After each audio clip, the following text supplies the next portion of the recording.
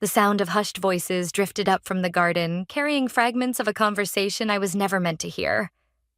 I stood frozen at my bedroom window, my camera forgotten in my hands, as my son's words shattered the peaceful morning.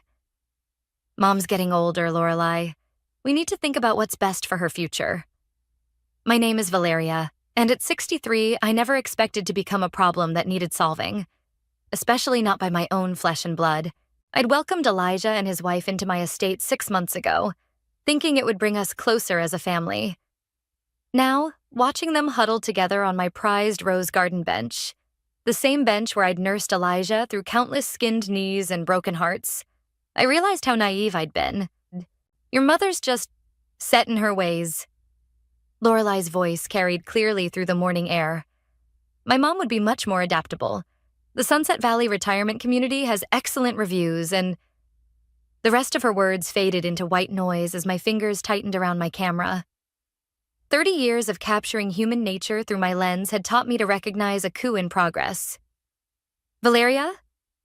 A knock at my door made me jump. Are you ready for breakfast? I quickly composed myself, setting my camera down. Coming, Lorelai. The breakfast table had become our daily battlefield, though you'd never know it from the pleasant smile Lorelai wore as she poured coffee. Elijah sat absorbed in his phone, barely looking up as I took my seat. I made your favorite scones, Lorelai announced, sliding a plate toward me. The ones with lavender, just like you taught me. I took a bite, noting how she'd altered my recipe. Too sweet, as always. Thank you, dear. They're interesting. Mom, Elijah finally looked up. We've been thinking about the East Wing renovation. I cut in, watching their expressions carefully. I was actually considering converting it into a photography studio. Share my craft with the community. Lorelai's coffee cup clattered against its saucer. But we discussed using that space for your mother, yes. I smiled, meeting her startled gaze. I heard you both in the garden earlier. The silence that followed was delicious. Elijah's face flushed red. He'd always been terrible at confrontation, just like his father. Mom, we were going to talk to you about this properly, he stammered. We just want what's best for you. What's best for me? I set down my napkin. I've traveled to 47 countries, documented 3 revolutions, and raised you alone after your father passed. Now you think I need managing? That's not what Lorelai started. My late husband built this estate from nothing. I continued, my voice steady. Every brick, every rosebush, every memory here was earned. And you think you can simply replace me?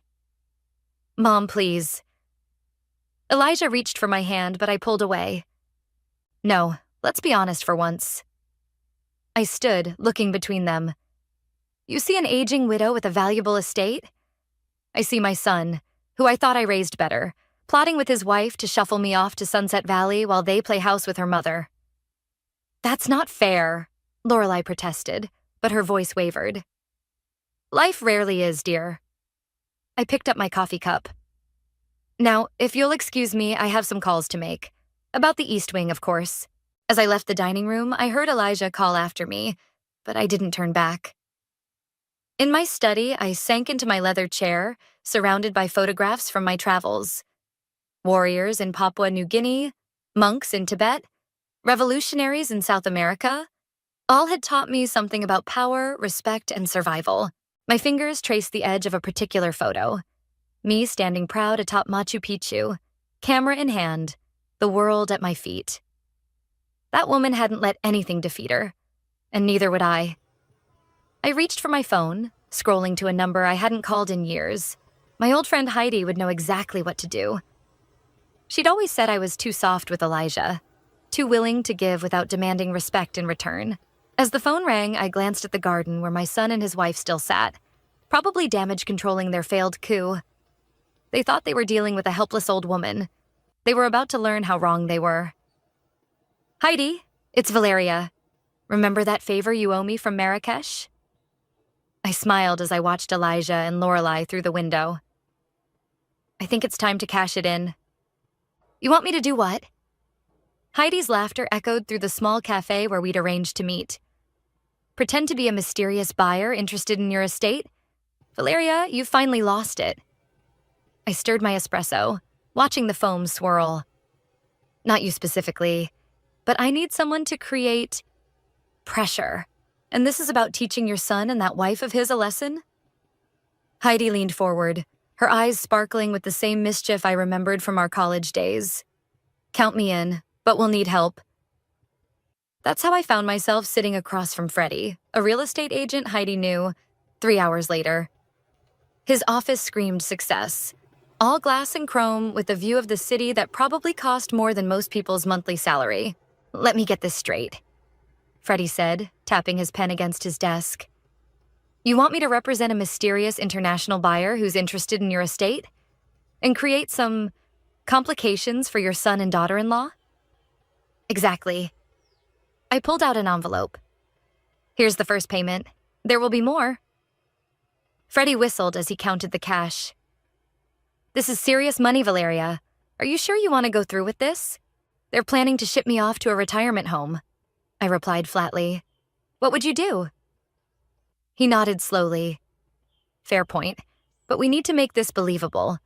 Real estate transactions have paper trails. That's where I come in, Heidi interjected, pulling out her laptop. I've set up a shell company. Everything will look legitimate. As they discussed details, my phone buzzed. A text from Elijah. Mom, can we talk? About this morning? I typed back. Having lunch with friends. We'll talk later. Your son? Freddie asked, noting my expression. He's trying to smooth things over. I put the phone away. He always does this. Acts first, thinks later, then expects me to forgive and forget. Well, Freddie grinned. He's about to learn actions have consequences. I'll make the first contact tomorrow. How much pressure do you want me to apply? Enough to make them sweat, I said. But nothing illegal. I want them to feel what it's like to lose control of their home. Just like they're planning for me. Heidi touched my arm. And what about you? What will you do while this plays out? I pulled out a worn travel journal. Remember our trip to Nepal? The monastery where we stayed? The one where you took that amazing photo of the sunrise? Heidi's eyes widened. You're not thinking of a year-long spiritual retreat, I announced. It's perfect. I'll be unreachable except for emergencies, while Freddie here creates havoc with property taxes, zoning laws, and a very persistent potential buyer. Freddie whistled again. That's actually brilliant. They can't move Lorelei's mother in if they're worried about losing the house entirely. And you'll document everything? I asked Heidi. She patted her laptop. Every email, every phone call, every panicked reaction. You'll have front row seats to the whole show. As if on cue, my phone rang. Lorelei's number flashed on the screen. Perfect timing, I murmured, answering the call. Hello? Valeria, I hope I'm not interrupting. Lorelei's voice dripped honey. About this morning, we really should discuss things as a family. I caught Heidi's eye and winked. Actually, I'm glad you called. I just got some interesting news about the estate. The estate? Her voice sharpened instantly. Yes, apparently there's been an inquiry. Something about international investors. I paused for effect. But we can discuss that later. You wanted to talk about this morning? The silence on the other end was telling. I could practically hear her mind racing, calculating. Yes, but maybe we should wait until you're home, she stammered. When will you be back? Oh, I'm not sure. I have a few more meetings. I smiled at Freddie, who was already drafting the first official inquiry letter. Don't worry about dinner. After hanging up, I sat back, feeling lighter than I had in months. And so it begins. You're scary when you're plotting revenge, Heidi observed, but she was smiling. Remind me never to cross you. It's not revenge, I corrected her, pulling out my old camera. It's a lesson in respect and consequences. Speaking of which, I snapped a quick photo of Freddie at his desk. Would you mind if I document this journey? The photographer emerges. Heidi laughed. Just like old times. My phone buzzed again. Another text from Elijah. Mom, Lorelai says someone's interested in buying the estate. What's going on? I showed the message to Freddie and Heidi. Should I respond? Let him stew, Freddie advised, sealing the official inquiry letter. Sometimes silence speaks louder than words. As I left the office, I felt a familiar thrill, the same one I used to get before embarking on a challenging photo assignment. But this time, instead of capturing other people's stories, I was finally taking control of my own. I waited until dinner to drop my bombshell. The tension around the table was already thick enough to cut with a knife. Elijah had been checking his phone obsessively since Freddie's letter arrived, and Lorelai kept shooting me nervous glances over her untouched salmon. I've been doing some thinking, I announced, setting down my fork, about what you said regarding my future. Lorelai perked up immediately. Oh? We'd love to hear your thoughts. I'm going on a retreat, I said, watching their faces carefully. For a year. Elijah choked on his wine. A year? Mom, you can't be serious. I'm perfectly serious. I pulled out a brochure I'd prepared with Heidi. The Golden Path Monastery. They have a wonderful program for spiritual seekers my age. But Lorelai's voice wavered. What about the estate? The buyer who's interested. Oh, you can handle that, I said breezily. I'll give you power of attorney while I'm gone. Limited, of course. The color drained from Lorelai's face. Limited? You can manage the day-to-day affairs, but no major decisions. I took a sip of wine. No sales, no significant changes to the property. I wouldn't want to come back to find everything different. Elijah pushed his plate away. Mom, this is crazy. You can't just disappear for a year. Why not? I spent 3 months photographing tribal ceremonies in Papua New Guinea when you were in college. Remember? That was different. I was young and now I'm old? I raised an eyebrow. Too old to make my own decisions? The silence that followed was deafening. Lorelai's fork clinked against her plate as she set it down. She cleared her throat. When would you leave? Next week. I watched her eyes widen. I've already booked my flights. Next week? Elijah stood up so quickly his chair scraped against the floor. This is insane. What about the property taxes that just came in? And this mysterious buyer who keeps calling? I shrugged. Like I said, you'll have limited power of attorney. You can handle it. Handle it? His voice rose. Mom, they're saying the taxes have been miscalculated for years. We're talking about hundreds of thousands of dollars. Really? I feigned surprise. How strange. Well, I'm sure between the two of you, you can figure something out. You were so confident about managing things this morning. Lorelai's hands trembled as she reached for her water glass. Valeria, perhaps we should discuss this further. Maybe delay your trip until... Until what? I interrupted softly. Until you've sorted out my future for me? Until your mother is comfortably installed in my home? The glass slipped from her fingers, spilling water across the table. Elijah jumped up to grab napkins, but I remained seated, watching Lorelai's face crumple. You heard that part too? I hear everything in this house, dear. It was my home long before it was yours. Elijah returned with the napkins, his movements jerky with anger or anxiety. Probably both. Mom, we were just exploring options. Nothing was decided. Exactly. I stood up, smoothing my napkin. Nothing was decided. And now nothing will be decided, at least not for a year. But the buyer, Lorelai started. Can wait, I finished firmly. Or not. Either way, I'll be unreachable except for genuine emergencies. My lawyer has all the necessary paperwork. Your lawyer? Elijah's voice cracked. You've already talked to a lawyer? I walked to the sideboard and pulled out a thick envelope. Everything's here. Power of attorney documents, contact information for emergencies, details about the retreat. I'm sure you'll manage beautifully. Mom, please. Elijah followed me as I headed for the door. Can we just talk about this? I turned to face him, seeing for a moment the little boy who used to run to me with his problems, expecting me to fix everything. We are talking, Elijah. I'm telling you I'm taking control of my own life, whether you approve or not. Later that night, I heard them arguing in their bedroom. Lorelai's voice rose occasionally.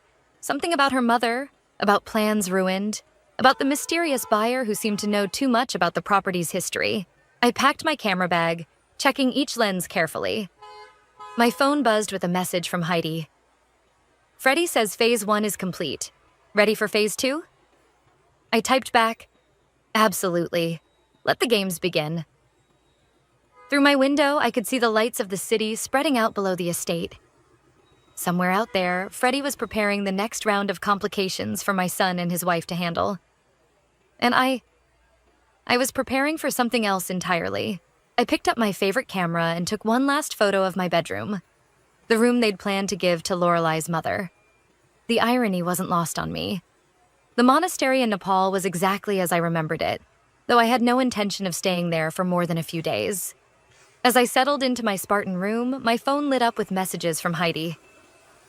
You won't believe what just happened. Her text read, followed by a video attachment. The clip showed Lorelai and Elijah outside Freddie's office, their faces tight with stress. Freddie had positioned a hidden camera perfectly. Bless his thorough nature. The property taxes are non-negotiable. Freddie's voice came through clearly. And my client is very interested in the historical value of the estate. They're prepared to make a compelling offer. We're not selling, Elijah insisted, but his voice lacked conviction. The estate isn't even officially on the market, Lorelai added. My client has ways of acquiring what they want, Freddie replied smoothly.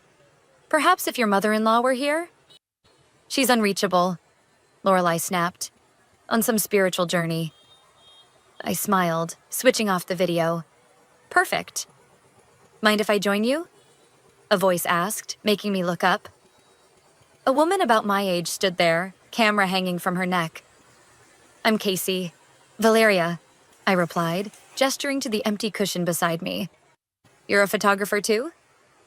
Travel journalist, she said, settling down. Though lately I've been more focused on the travel than the journalist part. You? Just finding myself, I said, then couldn't help laughing at how cliché it sounded. Casey grinned.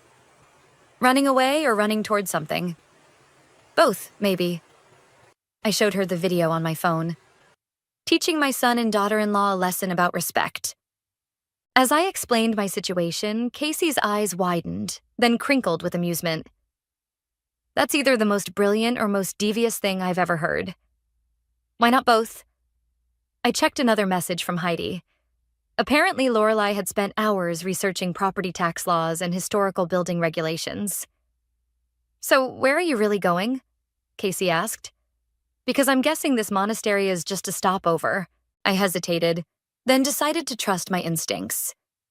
There was something about Casey that reminded me of myself at my best. Curious, adventurous, unafraid. I have a list, I admitted, pulling out my worn travel journal. Places I photographed in my prime, stories I never finished telling. Casey leaned in, examining the marked pages. Tibet, Indonesia, Peru. Ambitious for a year. Want to join me? The words surprised even me as they came out. I could use a travel companion who understands what I'm doing. Running away while orchestrating elaborate revenge? She laughed. Count me in. I've got nothing better to do. My phone buzzed again. Elijah this time. Mom, please call us. There are some serious issues with the estate we need to discuss. I showed Casey the message.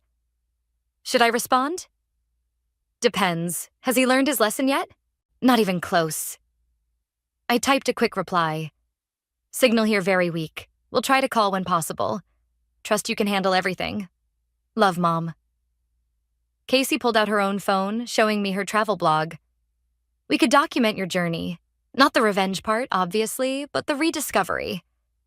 It might help others who feel pushed aside. Before I could respond, another message from Heidi popped up. Freddie just dropped the bombshell about the Historical Preservation Society's interest in the property. Lorelai looks ready to explode. Your friend Heidi seems to be enjoying this, Casey observed. She's wanted me to stand up to them for months. I scrolled through more updates. Apparently, Lorelai's mother called today too, asking when she could move in. The timing couldn't be better, Casey said. So, partners? She held out her hand. I'll help you document your journey if you let me share the story, anonymously, of course. I shook her hand, feeling more energized than I had in years. Deal. Where should we go first? Well, she pulled out a map. I hear Tibet is beautiful this time of year, and very hard to reach by phone. As we planned our route, my phone kept buzzing with messages from home. I silenced it, focusing instead on Casey's stories about her own travels. For the first time since overhearing that conversation in my garden, I felt truly free. You know, Casey said as we headed to dinner, your son and his wife might actually thank you for this someday. Thank me? For abandoning them with a financial mess and a mysterious buyer? For teaching them that actions have consequences, she corrected, and that older doesn't mean powerless. I thought about Elijah and Lorelai, probably pacing the estate right now, drowning in paperwork and uncertainty. Maybe. But first, they have to learn the hard way. The best lessons usually are, Casey agreed. Now, about that story you never finished in Tibet. Hold that pose, I called to Casey as she balanced precariously on the ancient temple steps in Tibet. The morning sun caught her silver hair, creating a halo effect I hadn't seen since my professional days. Perfect. Still can't believe we snuck past those guards. She laughed, climbing down. You're a terrible influence, Valeria. Says the woman who convinced me to join that midnight meditation session with the monks. 3 months had passed since we'd left Nepal, and Casey had become more than just a travel companion. She was my confidant, my co-conspirator, and sometimes my conscience. My phone chimed, our daily update from Heidi. Want to see how the kids are doing? I asked, opening the message. Casey peered over my shoulder at the photo. It showed Elijah in Freddie's office again, looking considerably more disheveled than the last time. The Historical Society is demanding a full architectural survey, Heidi's message read. Lorelai's mother keeps calling about moving in. They're cracking. You know, Casey said carefully, your son looks really stressed. I zoomed in on Elijah's face, noting the dark circles under his eyes. Something twisted in my chest, but I pushed it away. He brought this on himself. Did he? Or did his wife? Before I could answer, my phone rang. Elijah's number. I almost declined it, but Casey caught my hand. Answer it, she said softly. You're teaching them a lesson, not torturing them. I took a deep breath and accepted the call. Hello? Mom? Elijah's voice cracked. Finally, I've been trying to reach you for weeks. The reception here is very spotty, I lied, watching prayer flags flutter against the mountain backdrop. Is everything all right? No, nothing's all right. This buyer won't back off. The tax office is threatening liens, and now some historical society is involved. I don't know what to do. I closed my eyes, remembering his words from that morning in the garden. We need to think about what's best for her future. I'm sure you and Lorelai can handle it, I said evenly. You seemed quite capable of handling my affairs before. The silence that followed was heavy. Mom, about that, I'm sorry, we shouldn't have... Shouldn't have what? I pressed. Plan to ship me off to Sunset Valley? Replace me with Lorelai's mother? It wasn't like that, he protested weakly. Then what was it like, Elijah? More silence. Then, I messed up, didn't I? Yes, I said, but gently. You did. Will you come home? Help us sort this out? Casey was watching me intently, but I shook my head. Not yet. I'm learning a lot here about family, respect, and karma. Karma? He sounded confused. Ask Lorelai about it. I'm sure she'll understand perfectly. I paused. How is she handling everything? He sighed. Not well. Her mother keeps pressuring us about moving in, but with all these complications... Life rarely works out exactly as we plan it, does it? Mom. His voice softened. I miss you. The twist in my chest returned, stronger this time. I miss you too, honey, but this journey is important to me. After hanging up, I found Casey watching me with a knowing smile. He's starting to get it, isn't he? Maybe, I admitted, checking another message from Heidi. Oh, this is interesting. Lorelai's mother is threatening to buy her own place instead. Sounds like your plan is working perfectly, Casey said, adjusting her camera strap. So why do you look sad? I gestured to the ancient temple before us. All these sacred places we visited, they all teach the same thing. Karma isn't about revenge. It's about balance. And you're wondering if you've gone too far? No, I said, then corrected myself. Maybe, I don't know. Casey touched my arm. You're not being cruel, Valeria. You're teaching them something valuable. Look at your son. He's already starting to understand. But maybe it's time to shift the lesson. Show them there's a path to redemption. I thought about Elijah's voice, about the stress in his face. What do you suggest? We're heading to Indonesia next, right? When I nodded, she continued. Why not send them something? A photo, a letter. Show them you're not just running away, but finding yourself. Give them a glimpse of the woman they tried to dismiss. I pulled out my camera, reviewing the shots I'd taken that morning. You know what? You're right. Later that evening, I selected the best photo, me standing proudly against the Tibetan sunrise, looking every bit the accomplished photographer I used to be. I attached it to an email with a simple message. Still learning, still growing, still strong. The estate's future depends on whether you learn to see me as I really am, not as you assumed I should be. Love, Mom. Perfect, Casey approved, reading over my shoulder. Now, about that temple in Bali we were discussing. I hit send and packed away my camera. Lead the way, partner. We've got more stories to tell. The Bali sunset painted the sky orange as I checked my messages at our beachfront cafe. 6 months into my journey, and Heidi's updates had become increasingly dramatic. You need to see this, I said to Casey, holding up my phone. A video played, showing Elijah and Lorelai in what appeared to be a heated argument in our garden. I can't take it anymore. Lorelai's voice was shrill. My mother's furious, the Historical Society is breathing down our necks, and that buyer keeps increasing their offer. What do you want me to do? Elijah shot back. Mom's gone, we can't sell without her consent, and everything's falling apart. Call her again. Make her come back. She won't answer. And honestly, can you blame her? We were going to send her away, Lorelai. Her own home, and we were going to... Don't you dare make this my fault. Lorelai's mascara was running. This was our plan, remember? Both of us. Casey whistled low. Looks like they're reaching breaking point. My phone rang. Heidi's number. Speaking of breaking points... Val, we have a situation, Heidi said without preamble. Lorelai's mother showed up at the estate today. She's refusing to leave until she speaks with you. I sat up straighter. What? She's camping out in the living room. Apparently she sold her house already, expecting to move in. Freddie's having a field day with this. He's hinting that the mysterious buyer might be interested in her property too. That wasn't part of the plan, I said, catching Casey's concerned look. Plans change, Heidi replied. But there's more. Elijah's been asking questions about the property taxes, digging through old records. He's getting suspicious. I rubbed my temples.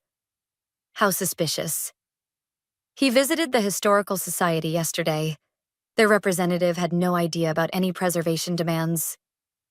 Damn, I muttered. He's figuring it out. Casey leaned in. Maybe it's time for a new strategy. I nodded slowly. Heidi, tell Freddie to back off a bit. No more pressure about the buyer for now.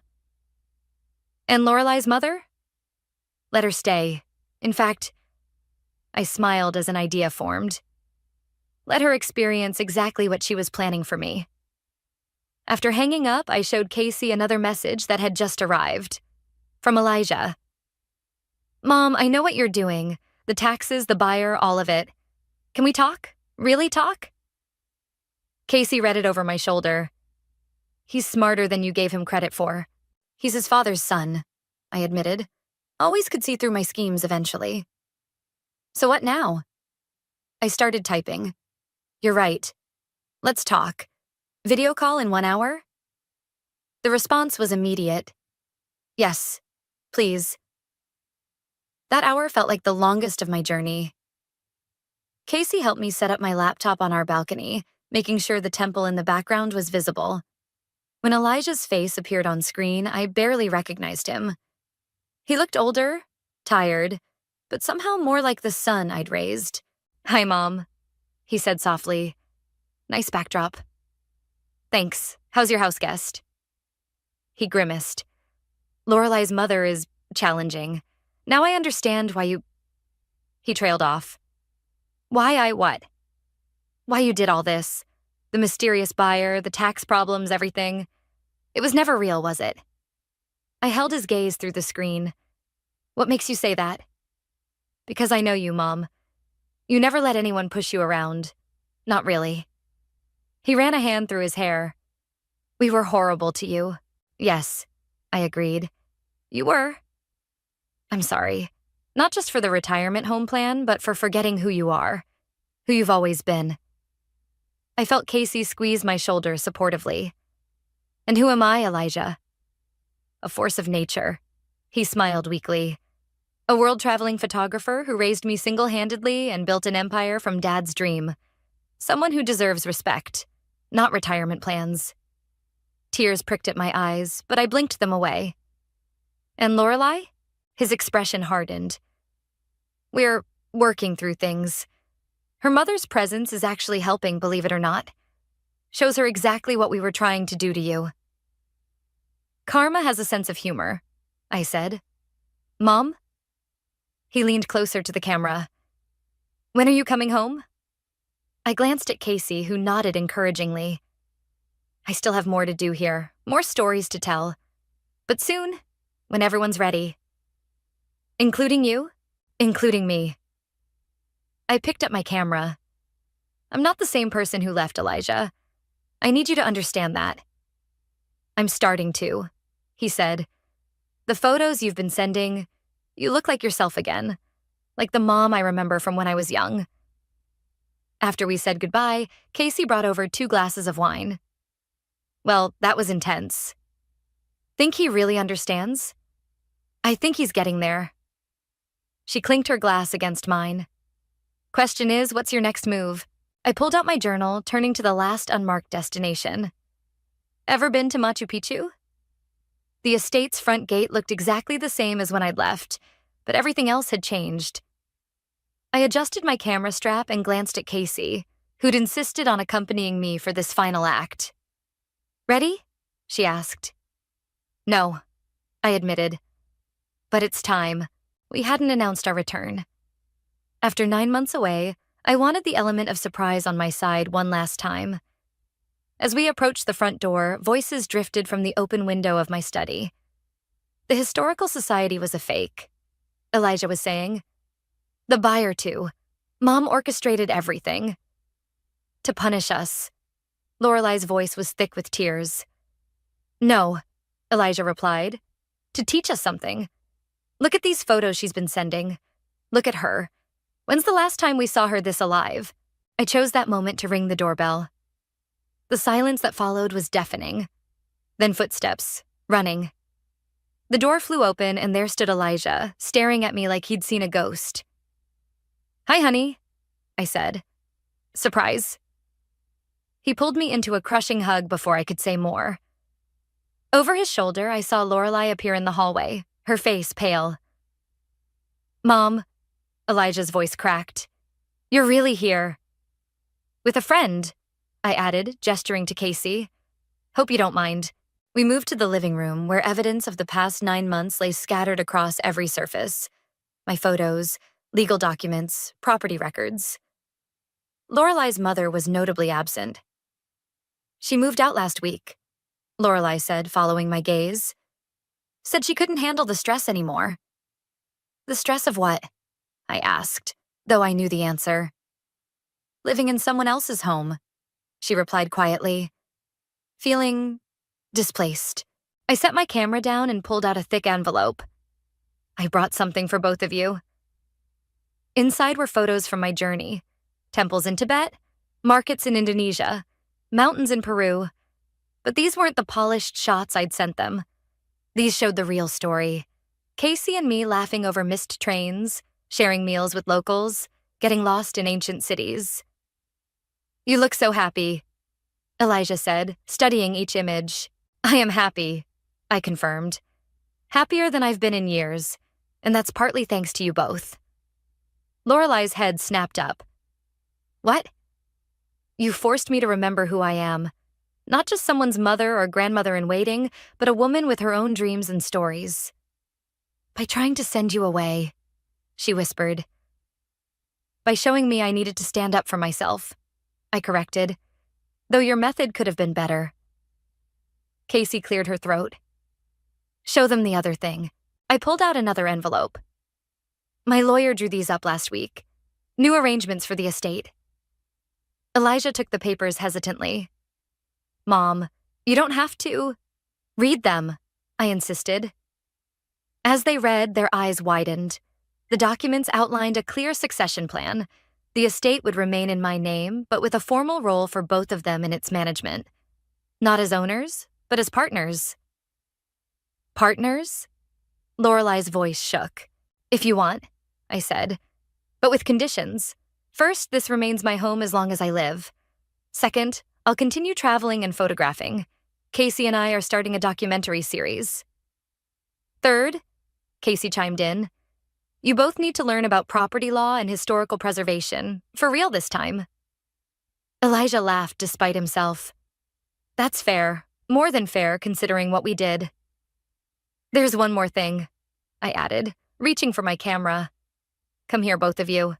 I showed them the display screen, a photo of the three of us from last Christmas before everything went wrong. Then I started clicking through more recent shots. Elijah looking stressed in Freddie's office, Lorelai arguing with her mother, both of them slowly unraveling under the pressure I'd created. "That was cruel," I admitted, "but necessary. The question is, what have we all learned?" Lorelai spoke first, her voice steady for the first time. "That respect isn't about age, it's about recognizing someone's worth, their story. And that family means supporting each other's growth," Elijah added, "not controlling it." I smiled, taking one final photo of this moment, their faces open, understanding, changed. "Then I think we're ready to write the next chapter. Together." Casey pulled out her laptop. "Speaking of chapters, wait until you see the book proposal we're working on. How to Outfox Your Family, A Photographer's Journey of Revenge and Redemption." "You're writing a book?" Elijah asked. "Among other things," I said, standing to look out at my garden. "I'm done being just one thing. Mother, photographer, homeowner. I'm all of them and more." "And we're okay with that," Elijah said firmly, giving Lorelai a meaningful look. She nodded, wiping her eyes. "More than okay. We're proud." Outside, the garden where this had all started was blooming with new life. Like us, I thought, it just needed some pruning to grow stronger. "Hold still," I called out, adjusting my camera lens. "The light's perfect." Elijah and Lorelai posed on the garden bench, the same one where I'd overheard their plot that started everything. Now it was the centerpiece of my latest photography exhibition, Family Ties, A Journey of Redemption. "Mom, my face is freezing," Elijah complained. "Just one more," I promised, capturing the moment the morning sun hit their faces. The photo would complete my collection, showing how far we'd come. Casey appeared beside me, reviewing the shots on her tablet. "These are gorgeous, Val. The gallery is going to love them." Speaking of the gallery, Lorelai stood, brushing off her dress. "We need to finalize the catering for opening night. And the Historical Society wants to know if they can feature the estate in their genuine preservation program." I caught the emphasis on genuine and smiled. Karma comes full circle, doesn't it? "Don't remind me," she groaned, but her eyes were warm. "Though I have to admit, your revenge taught us more than any gentle conversation could have." Inside, the estate hummed with activity. My old study had been transformed into a proper photography studio where I taught weekend workshops. Elijah managed the business side, while Lorelei, surprisingly, had discovered a passion for architectural preservation. "Your mother called yesterday," I told Lorelei as we reviewed the exhibition layout. "She's enjoying her new apartment." "She is," Lorelei nodded. "And she wanted me to tell you she's sorry. Again, for everything." "Water under the bridge," I said, selecting another photo for display. This one showing Lorelei and her mother sharing tea in the garden, finally finding their own balance. Casey hung up her phone, grinning. That was the publisher. They want to move up the book release to coincide with the exhibition opening. "Perfect timing," Elijah said, bringing in coffee for everyone. "Though I still can't believe you're actually publishing the whole story, Mom, including the fake buyer and tax scheme. Why not?" I adjusted a frame on the wall. "It's a story about growth, not just revenge. Besides, Freddie's already agreed to write the foreword." "Freddie?" Lorelei shook her head. "I still can't believe how thoroughly he played his part." "He's coming to the opening," Casey mentioned. "Said he wouldn't miss seeing the final act of the greatest performance of his career." As we worked, I watched my son and daughter-in-law moving through the house, my house, with a new awareness. They'd learned to respect the space, and me, in ways I never could have taught them directly. "Val," Casey called, "come look at this arrangement." She'd grouped 3 photos together. Me at the monastery where our journey began, Elijah discovering the truth about our scheme, and Lorelei making peace with her mother. Below them, she'd placed the original photo that started it all. Me on Machu Picchu, young and fearless.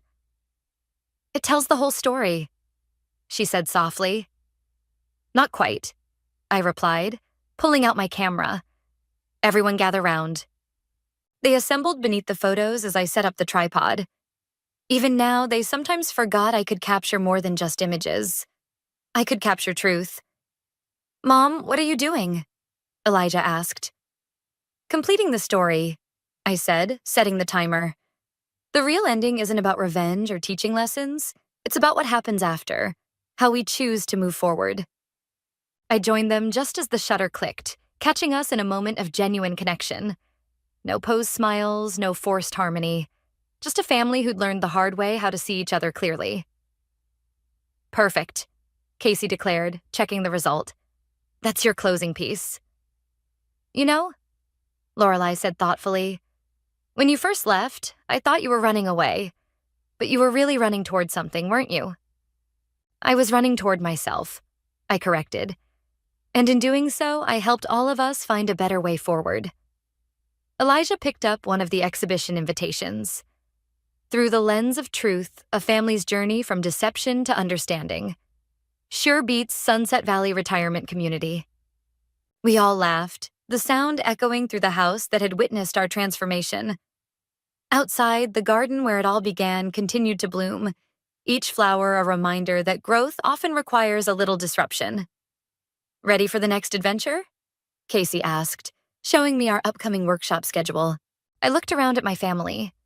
Not just Elijah and Lorelei, but Casey too, who'd helped me rediscover my strength. At the photos telling our complicated, messy, beautiful story.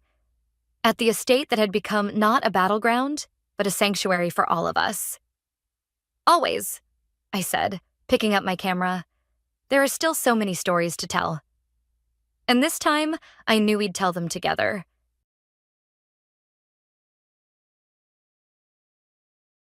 I came into this world during what you might call the worst possible timing. My parents' marriage was already hanging by a thread, and my arrival didn't exactly help matters. I'm Nicole, and my father Tom wasn't exactly thrilled when Mom told him she was pregnant. "You planned this, didn't you, Sarah?" he shouted during one of their fights. "Got pregnant on purpose just to trap me here." I've heard this story so many times from Mom that I can almost see it playing out, even though I wasn't old enough to remember it myself. Mom always said Dad was too carefree, too irresponsible to be a real family man. He'd rather spend his paycheck on whatever caught his fancy than save for our future. Their arguments echoed through our small house for 4 long years after I was born. Sometimes they were about money, sometimes about Dad's late nights out, sometimes about me. It seemed like everything was a trigger for another explosive fight. When I turned 5, they finally made it official and got divorced. Dad didn't stick around to see how that worked out. He just vanished. No goodbye, no forwarding address, not a single child support payment. It was like he'd never existed, except for the hole he left in our lives and Mom's growing bitterness. "Your father is nothing but a selfish coward," Mom would tell me whenever I asked about him. "A real man doesn't abandon his child." She'd get this hard look in her eyes every time his name came up, and eventually, I learned to stop asking. The only connection I had left to Dad's side of the family was my grandmother, Eleanor. She and Mom couldn't stand each other. Grandma Eleanor blamed Mom for the failed marriage, saying she'd pushed Dad away with her constant nagging about money and responsibility. Mom, in turn, couldn't even bear to be in the same room as Grandma.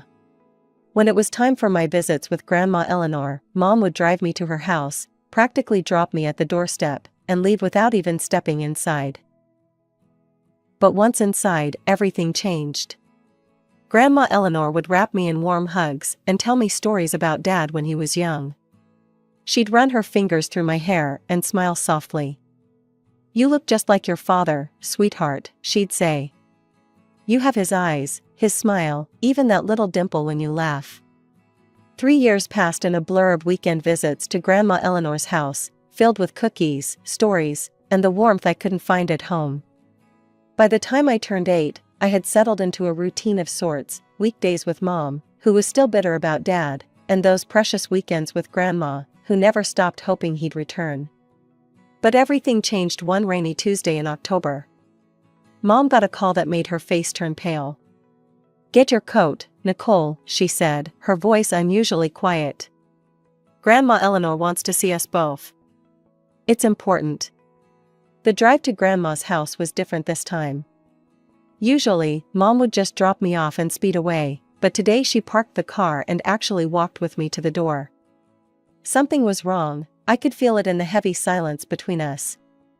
Grandma Eleanor looked smaller somehow, lying in her bed with papers scattered around her. Her usually perfectly styled silver hair was messy, and her face had a grayish tinge that scared me. But she smiled when she saw us, reaching out her thin hands. "Sarah, Nicole, thank you for coming," she said, her voice weaker than I'd ever heard it. "Please, sit down. Both of you." Mom actually sat down without argument, which was when I knew this was really serious. Grandma Eleanor's lawyer, Mr. Peterson, was there too, standing quietly in the corner like a somber statue. "I need to discuss something important," Grandma said, looking first at me, then at Mom. "I'm not well, and I need to make sure everything is properly arranged." She paused to catch her breath. "My house and part of my savings will go to your Aunt Linda, Nicole. But I've set up something special for you." I remember playing with the hem of my sweater, not really understanding what was happening. Adult conversations about arrangements and papers always bored me, but I knew I was supposed to pay attention. "I'm creating an educational fund for Nicole," Grandma continued, her voice growing stronger as she spoke about her plans. "It will cover her college expenses when she turns 18.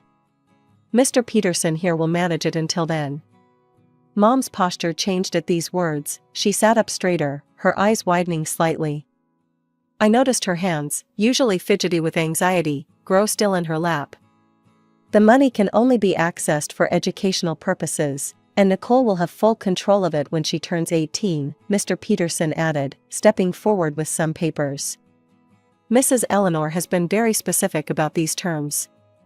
I sat there, swinging my legs back and forth, more interested in the pattern of the wallpaper than in what they were discussing. College seemed like something from another lifetime. I was more concerned about my upcoming spelling test and whether Jenny Martinez would invite me to her birthday party. "Everything is arranged, Sarah," Grandma said, reaching for Mom's hand.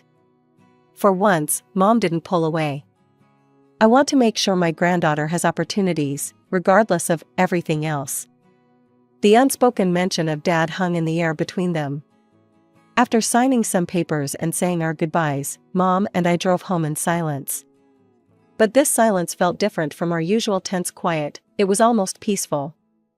As we pulled into our driveway, Mom turned to me with an expression I'd never seen before. "Well," she said, a hint of a smile playing at her lips, "it seems at least one person in your father's family turned out to be decent after all."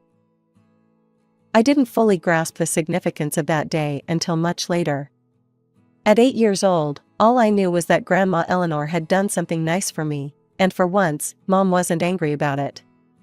The concept of college money meant nothing to me then. I was more excited about the butterscotch candy Grandma had slipped into my pocket when we left. Grandma Eleanor passed away just a few weeks after our last visit. The funeral was small and quiet, and I noticed Mom actually shed a few tears, though she tried to hide them. With Grandma gone, it felt like the last bridge to my father's world had crumbled away. Life moved on, as it always does. Over the next 2 years, Mom started dating a guy named Robert. He seemed nice enough, he had a good job at a bank, drove a nice car, and always brought me small gifts when he came to visit. Mom smiled more when he was around, and I hadn't seen her smile like that in years. Then they decided to get married. I was 10 at the time, and the prospect of having a complete family again made my heart flutter with excitement. But the real news came when Mom told me Robert had a daughter my age named Ashley, who would be moving in with us. I remember jumping up and down, my mind filled with visions of sharing secrets, having sleepovers in the same room, and finally having someone to play with who wasn't just a school friend. After years of being an only child in a broken home, the idea of having a sister seemed like a dream come true.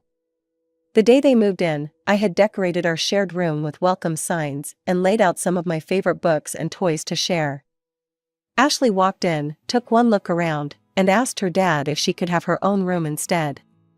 "I don't want to share with her," she said, not even bothering to lower her voice. "She's not really my sister." That was just the beginning. Ashley quickly staked her claim on Mom's attention. She'd curl up next to her on the couch during movie nights, pushing me to the side. She started calling Mom Mommy within the first week, and Mom's face would light up every time she did. "Mom, want to see my art project?" I'd ask, holding up my drawing. "In a minute, honey," Mom would reply, but that minute never came because Ashley would already be showing Mom her homework or telling her about her day. When I finally broke down and told Mom how I felt, her response cut deep. "Don't be selfish, Nicole," she said, barely looking up from helping Ashley with her homework. "Ashley lost her mother when she was very young. She needs extra attention and a woman's love. You should understand that." "But what about my love?" I wanted to scream. Instead, I just nodded and retreated to my newly silent room, where Ashley's empty bed served as a constant reminder that I wasn't enough, not for my father, and now, it seemed, not for my mother either. The changes in our family happened so gradually that at first, I barely noticed them. But looking back now, I can see how each small moment added up to create an ever-widening gap between me and my mother. It started with shopping trips. Mom would come home with bags full of designer clothes for Ashley, fancy jeans, brand-name sneakers, cute tops from expensive stores. Meanwhile, I got my clothes from department store sales and discount outlets. "Ashley needs to maintain a certain appearance at her new school," Mom would say when I pointed out the difference. "Besides, you're not as interested in fashion as she is." Then came the biggest bombshell: they were sending Ashley to Riverside Prep, the expensive private school across town. I still remember the day they announced it over dinner. "Ashley's test scores are exceptional," Robert said proudly. "She needs a more challenging academic environment." "What about me?" I asked, pushing my peas around my plate. "Could I go to Riverside too?" Mom and Robert exchanged that look I'd come to hate, the one that meant they'd already discussed this without me. "Honey, you're doing fine at Lincoln Public," Mom said. "Ashley has different needs. She's really gifted, you know. The regular program suits you better." That night, I cried into my pillow until I had no tears left. But something changed in me after that. As the years passed, I stopped trying to compete for Mom's attention. I stopped showing her my report cards, stopped telling her about my achievements, stopped hoping she'd notice me. By 15, I'd accepted my place in the family hierarchy. I threw myself into my studies at Lincoln Public, not for them, but for myself. I joined the debate team, competed in science fairs, and maintained straight A's. My teachers would write glowing comments on my papers: exceptional analysis, Nicole, outstanding work, you have a bright future ahead. Meanwhile, at home, dinner conversations revolved around Ashley's latest achievements at Riverside Prep. Her participation in the Model UN conference. Her selection for the advanced placement program. Her tennis tournaments against other private schools. Ashley's English teacher says she has real potential as a writer, Mom would gush. She gets straight A's without even trying, Robert would add proudly. I'd sit there quietly eating my dinner, thinking about my own straight A's, about how I'd just won first place in the regional science fair, about how my debate team coach wanted me to lead the team next year. But I kept these thoughts to myself. What was the point of sharing them? My achievements at a public school couldn't possibly compare to Ashley's private school accomplishments, at least not in their eyes. Still, there were moments, like when Mom and Robert would attend every single one of Ashley's tennis matches but couldn't make it to my debate team finals, that the old hurt would surface. But I'd learned to push it down, to focus on what I could control. I had my education, my goals, and thanks to Grandma Eleanor's foresight, I had a future that was mine alone. Senior year flew by in a whirlwind of college applications and scholarship essays. As graduation approached, I found myself sitting at my desk late into the night, surrounded by brochures from different universities. My grades had opened up a lot of possibilities. I was particularly excited about State University's full scholarship program and had already been pre-approved based on my academic record. You don't have to take the scholarship route, you know, my guidance counselor, Mrs. Martinez, had told me. With your grandmother's college fund, you could attend any school you want. But I had bigger plans for that money. I want to be smart about it, I explained to her. If I can get a full scholarship, I can save the fund for a down payment on a house after graduation. Mrs. Martinez had smiled at that. Always thinking ahead, aren't you, Nicole? 2 weeks before my 18th birthday, Mom called me down for what she termed a family meeting. I found them all sitting in the living room, Mom perched nervously on the edge of her favorite armchair, Robert looking serious on the couch, and Ashley beside him, not quite meeting my eyes. Sit down, Nicole, Mom said, patting the ottoman across from her. We need to discuss something important. I sat, noting how formal everything felt. Usually, family discussions happened over dinner or in passing, never with this kind of setup. As you know, Mom began, Ashley is graduating this year too. She paused, glancing at my stepsister. We've been looking at colleges. I got accepted to Princeton, Ashley interrupted, finally looking at me. It's my dream school. Congratulations, I said, not sure why this required a family meeting. The thing is, Robert jumped in, even with Ashley's excellent education at Riverside Prep, her grades don't quite qualify her for a full scholarship. Mom leaned forward. We've spent so much on her private school education, and it's been worth every penny, but we just don't have the resources for Princeton's tuition. I sat there, still not understanding why they were telling me this. Then Mom dropped the bomb. We were hoping, since you have your grandmother's college fund, you might be willing to share it with Ashley. The room went silent. I stared at Mom, waiting for her to say she was joking. But her face remained serious, expectant even. Share my college fund? I repeated slowly. The one Grandma Eleanor set up specifically for my education? You're getting a full scholarship anyway, Ashley said, as if this justified everything. You don't even need the money. We're family, Mom added softly. Family helps each other. I sat there, feeling like I'd been punched in the gut. The college fund, my safety net, my future, my grandmother's last gift to me, they wanted me to hand it over to Ashley. The same Ashley who'd spent years making sure I knew I wasn't really family. The same Ashley who got everything while I got the leftovers. No, the word came out of my mouth before I could even process the full weight of what they were asking. Absolutely not. What do you mean, no? Mom's voice took on that sharp edge I'd grown to know so well. I mean no. This money was left to me by my grandmother. It's mine, and I'm going to use it for my future. Robert's face turned red. Do you hear how selfish she sounds, Sarah? This is exactly what I've been talking about for years. I couldn't help but let out a bitter laugh. Selfish? That's rich coming from you guys. Watch your tone, young lady, Robert snapped. You've always been jealous of Ashley. Always trying to compete with her, and now you're taking your revenge by denying her a chance at a good education. The absurdity of his statement made me laugh again, though there was no humor in it. Jealous? Of what exactly? Of how you've given her everything while treating me like an afterthought. And by the way, if she's as brilliant as you've always claimed, why didn't she earn a scholarship like I did? Ashley's face crumpled, and tears started streaming down her cheeks. She jumped up from the couch and ran upstairs, her dramatic exit punctuated by the slamming of her bedroom door. How dare you? Mom's voice was quiet, dangerous. How dare you be so cruel? Cruel? I'm being cruel? I stood up, my hands shaking. You're the ones trying to take away my college fund. Mom stood too, her face hard. Well, then, let me make this very clear. You have 2 weeks until your birthday to change your mind.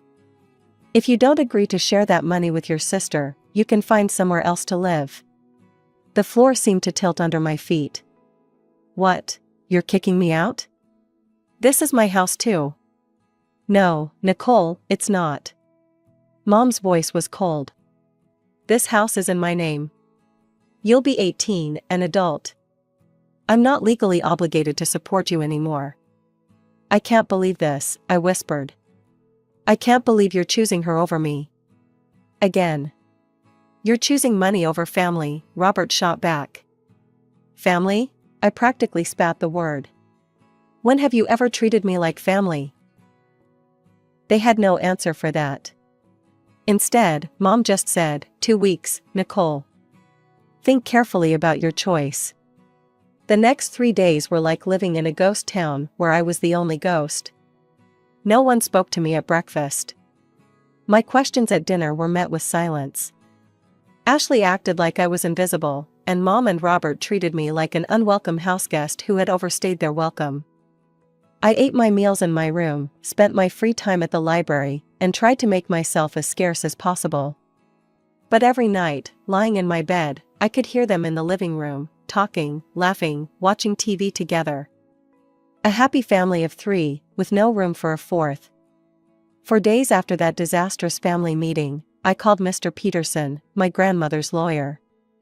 My hands were shaking as I dialed his number, but his warm, familiar voice helped calm my nerves. Nicole, I was just thinking about you. Your 18th birthday is coming up soon. Yes, Mr. Peterson, that's actually why I'm calling. I took a deep breath and told him everything, the demand for money, the ultimatum, all of it. He listened quietly until I finished, then cleared his throat. Those funds are legally yours to control the moment you turn 18, Nicole. Your grandmother was very specific about that. And frankly, I think she suspected something like this might happen someday. What do you mean? Let's just say, she knew her son's ex-wife very well. He paused. Now, about your living situation. Look, here's what I suggest. Pick your college first, preferably one in a different city, then find an apartment nearby. I can help you with the paperwork. You won't be able to access the funds until your birthday, but we can get everything set up in advance. I spent that afternoon researching apartments near State University, where I'd already been accepted with a full scholarship. By evening, I'd found a small but decent place, just a 10-minute walk from campus. The landlord, Mrs. Chen, was willing to hold it for me with just a promise of payment on my birthday. For the next week, I quietly packed my life into boxes, one small piece at a time. I didn't want anyone to notice what I was doing. Each night, after everyone was asleep, I'd pack another box and hide it in my closet. Photos, books, clothes, my life condensed into cardboard containers. On the morning of my 18th birthday, Mom cornered me in the kitchen. "Well," she asked, arms crossed. "Have you made your decision?" I looked at her, really looked at her, and felt strangely calm.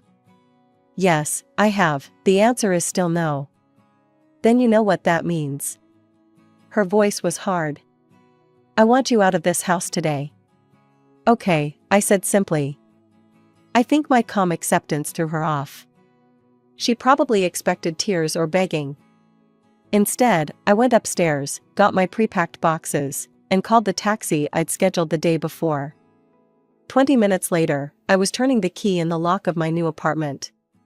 The first thing I did was call Mr. Peterson, who had all the paperwork ready. By noon, I had access to my grandmother's fund. By 1 o'clock, I'd paid my first month's rent and security deposit to Mrs. Chen. That afternoon, I walked to the local coffee shop where I'd applied for a job the week before. The manager, Mike, had already agreed to hire me for the summer before college started. My apartment was small, just a studio with a kitchenette, but it was mine.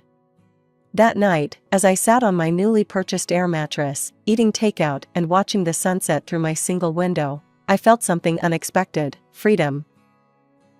2 weeks into my new life, I was scrolling through Facebook during my coffee shop break when my phone started buzzing with notifications. Friends from high school were messaging me, "Have you seen your mom's post? Are you okay? What's going on?" With shaking hands, I pulled up Mom's page and there it was, a long, dramatic post about ungrateful children and family loyalty. "My daughter has broken our hearts," she wrote.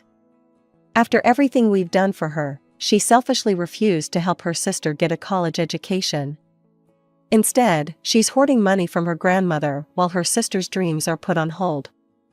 I never thought I'd raise such a selfish, heartless child." The comments below were worse. Relatives I barely knew were chiming in, "How could she be so ungrateful? Family should come first. What a spoiled brat." I sat there in the break room, my coffee getting cold, as anger and hurt battled inside me. Then something snapped. If Mom wanted to air our dirty laundry on social media, fine. Let's tell the whole story. I opened my laptop and started typing. Since my mother has chosen to make our private family matters public, let me share my side of the story. Yes, I refused to give my stepsister my college fund, money that my grandmother specifically left for my education. What my mother forgot to mention is that she gave me an ultimatum: either give up my inheritance or get kicked out of the house. On my 18th birthday, she followed through on that threat. I was forced to move out because I wouldn't give away money that legally belonged to me. For years, I watched as my stepsister got private school education while I went to public school. I watched as she got expensive clothes while I got department store leftovers. I worked hard, got straight A's, and earned a full scholarship to college, something I'm proud of. But apparently, that wasn't enough. They wanted my inheritance too. So yes, I chose to keep my grandmother's gift to me. And yes, I'm now living on my own, working and preparing for college. But I didn't choose this situation, my mother did when she kicked her own daughter out on her birthday. I hit post and went back to work. By the time my shift ended, the response was overwhelming. Former teachers, neighbors, even some of Mom's old friends were commenting with messages of support. People who'd known our family for years started sharing stories of how they'd noticed the favoritism, but never said anything. My phone rang that evening. Mom's name flashed on the screen. "How dare you?" she hissed when I answered. "Do you know how humiliating this is? Mrs. Peterson from church won't even look at me anymore. Half my friends are questioning my parenting." "Maybe they should," I said calmly. "You kicked your daughter out for not giving away her inheritance. What kind of parent does that?" "I did everything for you." "No, Mom. You did everything for Ashley. And that's fine, she's your daughter now, but I'm done. Goodbye, Mom." I hung up and blocked her number. Then I blocked her on all social media, along with Robert and Ashley. It was surprisingly easy, like cutting away dead weight I'd been carrying for years. Now I'm in my first semester at State University, studying business management. My small apartment feels more like home every day. Sometimes I think about them, Mom, Robert, and Ashley, but those thoughts come less and less often. Grandma Eleanor's picture sits on my desk, and sometimes I swear she's smiling at me with pride. She knew, somehow, that I'd need this money not just for education, but for freedom. She gave me the means to choose my own path, and I'll never forget that.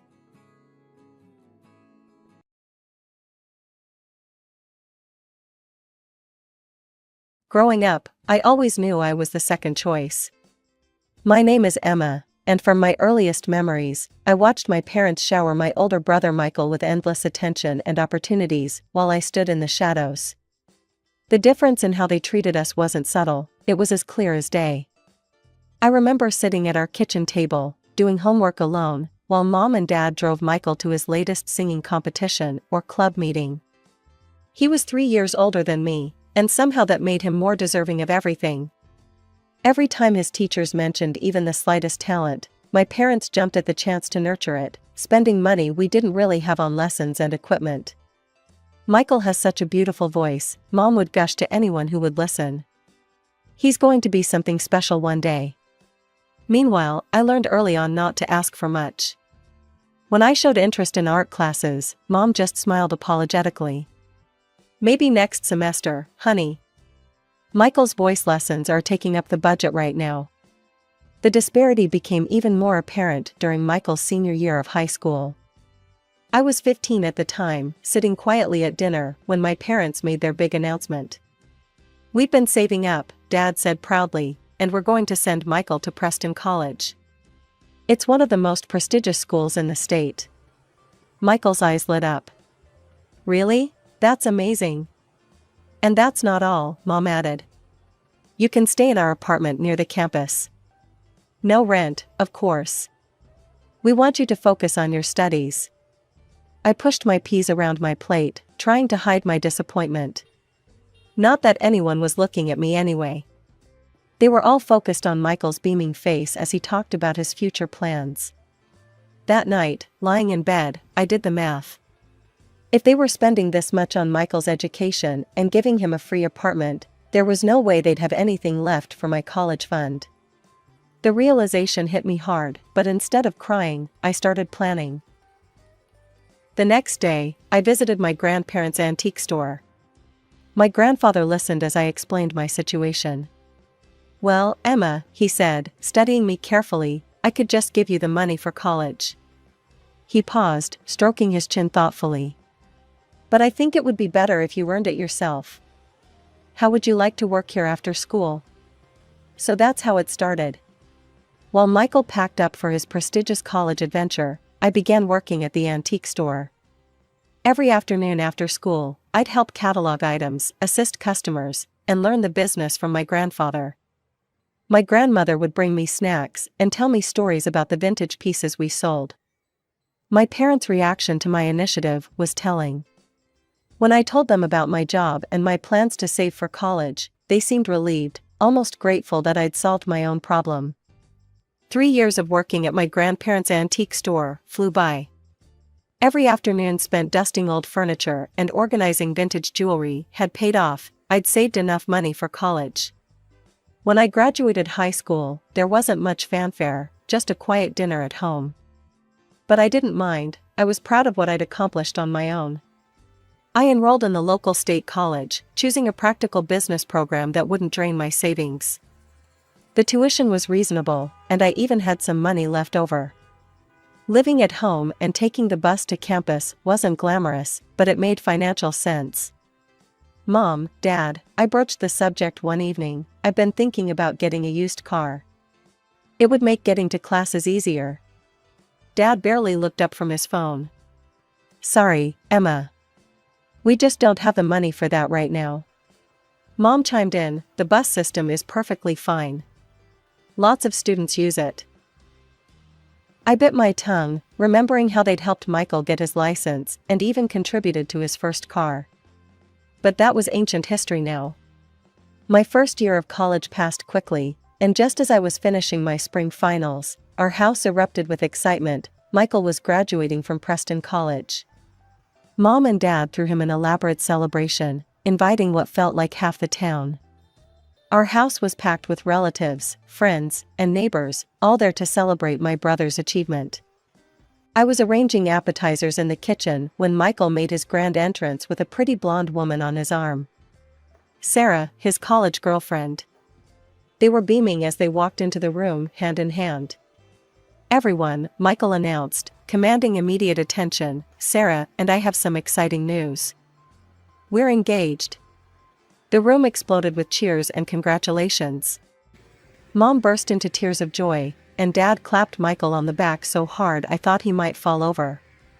"But wait, there's more," Sarah added, her voice sweet as honey. "After the wedding, we'll be moving to Connecticut. My parents own a successful business there, and they want us to take it over." Mom's tears turned into full-on sobbing. "My baby boy, a successful businessman. That's my son," Dad proclaimed proudly. "Always knew you were destined for great things." I stood in the corner, watching the scene unfold. Nobody seemed to notice that I'd just finished my freshman year with a 4.0 GPA, or that I'd been working part-time at a local cafe while maintaining my studies. But I was used to it by now. The wedding preparations consumed the next year. While I focused on my studies, now in my third year, Mom and Dad threw themselves into planning the perfect wedding for their perfect son. They took out a substantial loan to cover everything: the venue, the catering, the flowers, the band. Nothing was too good for Michael and Sarah. The wedding itself was exactly what you'd expect: extravagant, emotional, and all about Michael. I stood in my bridesmaid dress, which I had to pay for myself, watching my parents beam with pride as they danced with the happy couple. They'd spared no expense, even though I knew they'd be paying off the loan for years to come. After Michael and Sarah left for Connecticut, I stood in my cramped bedroom at my parents' house, staring at my textbooks. An idea struck me: the apartment where Michael had lived during college was now empty. It was perfectly located near campus, and it would give me some much-needed independence. I approached my parents that evening while they were watching TV. "Mom, Dad, since Michael's apartment is empty now, would it be okay if I moved in there?" They exchanged glances before Mom spoke. "Well, honey, you can move in, but you'll need to pay rent." The words hit me like a slap in the face. Rent? But Michael lived there for free. Dad shifted uncomfortably in his recliner. "That was different. We have the wedding loan to pay off now. We need the extra income." I couldn't believe what I was hearing. "I'm your daughter too," I said, my voice trembling slightly. "I've never asked you for anything. I worked for my college money. I take the bus everywhere. Mom held up her hand to stop me. She and Dad had one of their silent conversations, the kind they used to have when deciding whether to spend money on another of Michael's activities. "Fine," Mom finally said. "We'll charge you half the normal rent." I wanted to argue more, but I knew this was the best offer I'd get. "Okay, I'll take it." That weekend, I moved into the apartment. It still had traces of Michael everywhere: holes in the walls from his college posters, water rings on the coffee table from his late-night study sessions. I took extra shifts at the cafe to cover the rent, often working until closing time. Between classes, studying, and work, I barely had time to sleep. My final year of college passed in a blur of textbooks, coffee shop aprons, and midnight study sessions. Before I knew it, graduation day arrived. While my classmates' families planned parties and celebrations, my parents opted for a quiet dinner at home. They only invited my grandparents, no extended family, no friends, no elaborate catering like Michael's graduation. We sat around the dining room table, eating the lasagna I'd made myself. Grandma reached across the table and squeezed my hand. "Emma, dear, we're so proud of you," she said warmly. "Graduating with highest honors while working part-time, that's quite an achievement." Before I could respond, Mom's phone buzzed. Her face lit up as she read the message. "Oh, speaking of achievements," she interrupted, "Michael just texted. The business is doing wonderfully. He says they're expanding into 2 new locations. I watched as my graduation dinner turned into a celebration of Michael's success in Connecticut. My grandparents exchanged knowing looks, and Grandpa squeezed my shoulder supportively. My hard work in college paid off sooner than I expected. Within 2 weeks of graduation, I landed a position at Anderson & Mitchell, one of the most prestigious firms in the city. The starting salary was better than I dared hope for, and I was thrilled to finally be starting my career. That excitement lasted exactly 3 days, until my parents found out about my salary. "Emma," Mom said during one of her unexpected visits to the apartment, "now that you're making good money, you should start paying the full rent amount." I stared at her, wondering if I'd heard correctly. "But we agreed on half." "That was when you were a student," she replied matter-of-factly. "You can afford it now." I wanted to point out that Michael had lived here for free even after getting a job, but I'd learned that comparing myself to my brother was pointless. The apartment's location was perfect, just a 10-minute walk from my office, so I reluctantly agreed. Life fell into a routine. I threw myself into my work, determined to prove my worth at the company. Every month, like clockwork, Mom would call. "Emma, dear, just reminding you about the rent. It's due on Friday. We're counting on that money." 3 years passed this way. I earned a significant promotion and raise, but I kept that information to myself. I'd learned my lesson: any hint of financial success would just lead to more demands from my parents. Through their occasional updates, I heard that Michael and Sarah had a baby boy. I'd seen pictures on social media, but hadn't visited. Our communication had dwindled to perfunctory birthday messages and holiday greetings. I was fine with that. Then came the phone call that changed everything. "Emma?" Mom's voice was tight with tension. "We need to talk about your brother. There's been some trouble. The business, well, it's gone bankrupt. He had a terrible fight with Sarah's parents. They're furious about how he managed things. They're not speaking anymore." I closed my eyes, already knowing where this was heading. "He's coming back home," she continued. "With Sarah and the baby." "Oh," I said carefully. "I assume he'll be staying with you and Dad?" "Actually," Mom paused. "That apartment you're in is quite large. He'll be staying there." The phone nearly slipped from my hand. "What? Mom, this is my home. I've been living here for years." "Don't be dramatic, Emma. Your brother needs help. He doesn't have any money right now, so he'll stay there for free. You can keep paying the rent." "That's absurd," I protested. "If he's moving in, maybe I should just find my own place." "Don't you dare." Mom's voice turned sharp. "We need your rent money now more than ever. Michael's going through a rough time. You wouldn't want to make things harder for him, would you?" I shook my head in disbelief and hung up without another word. The moving day was worse than I'd imagined. Michael, Sarah, and their crying baby Tommy showed up with a mountain of luggage and baby equipment. Mom arrived to supervise the transition, which apparently meant making my life as uncomfortable as possible. "Emma, clear out your room," Mom directed, hands on her hips. "Michael and Sarah need it for Tommy's nursery." I stood in the doorway of my bedroom, my personal space for the past 4 years. "What? Where am I supposed to sleep?" "The living room has a perfectly good couch," she replied, already starting to move my things. "You can't be serious. I pay rent here, full rent, and you're putting me on the couch." Mom's expression hardened. "Don't be selfish, Emma. Your brother has a baby.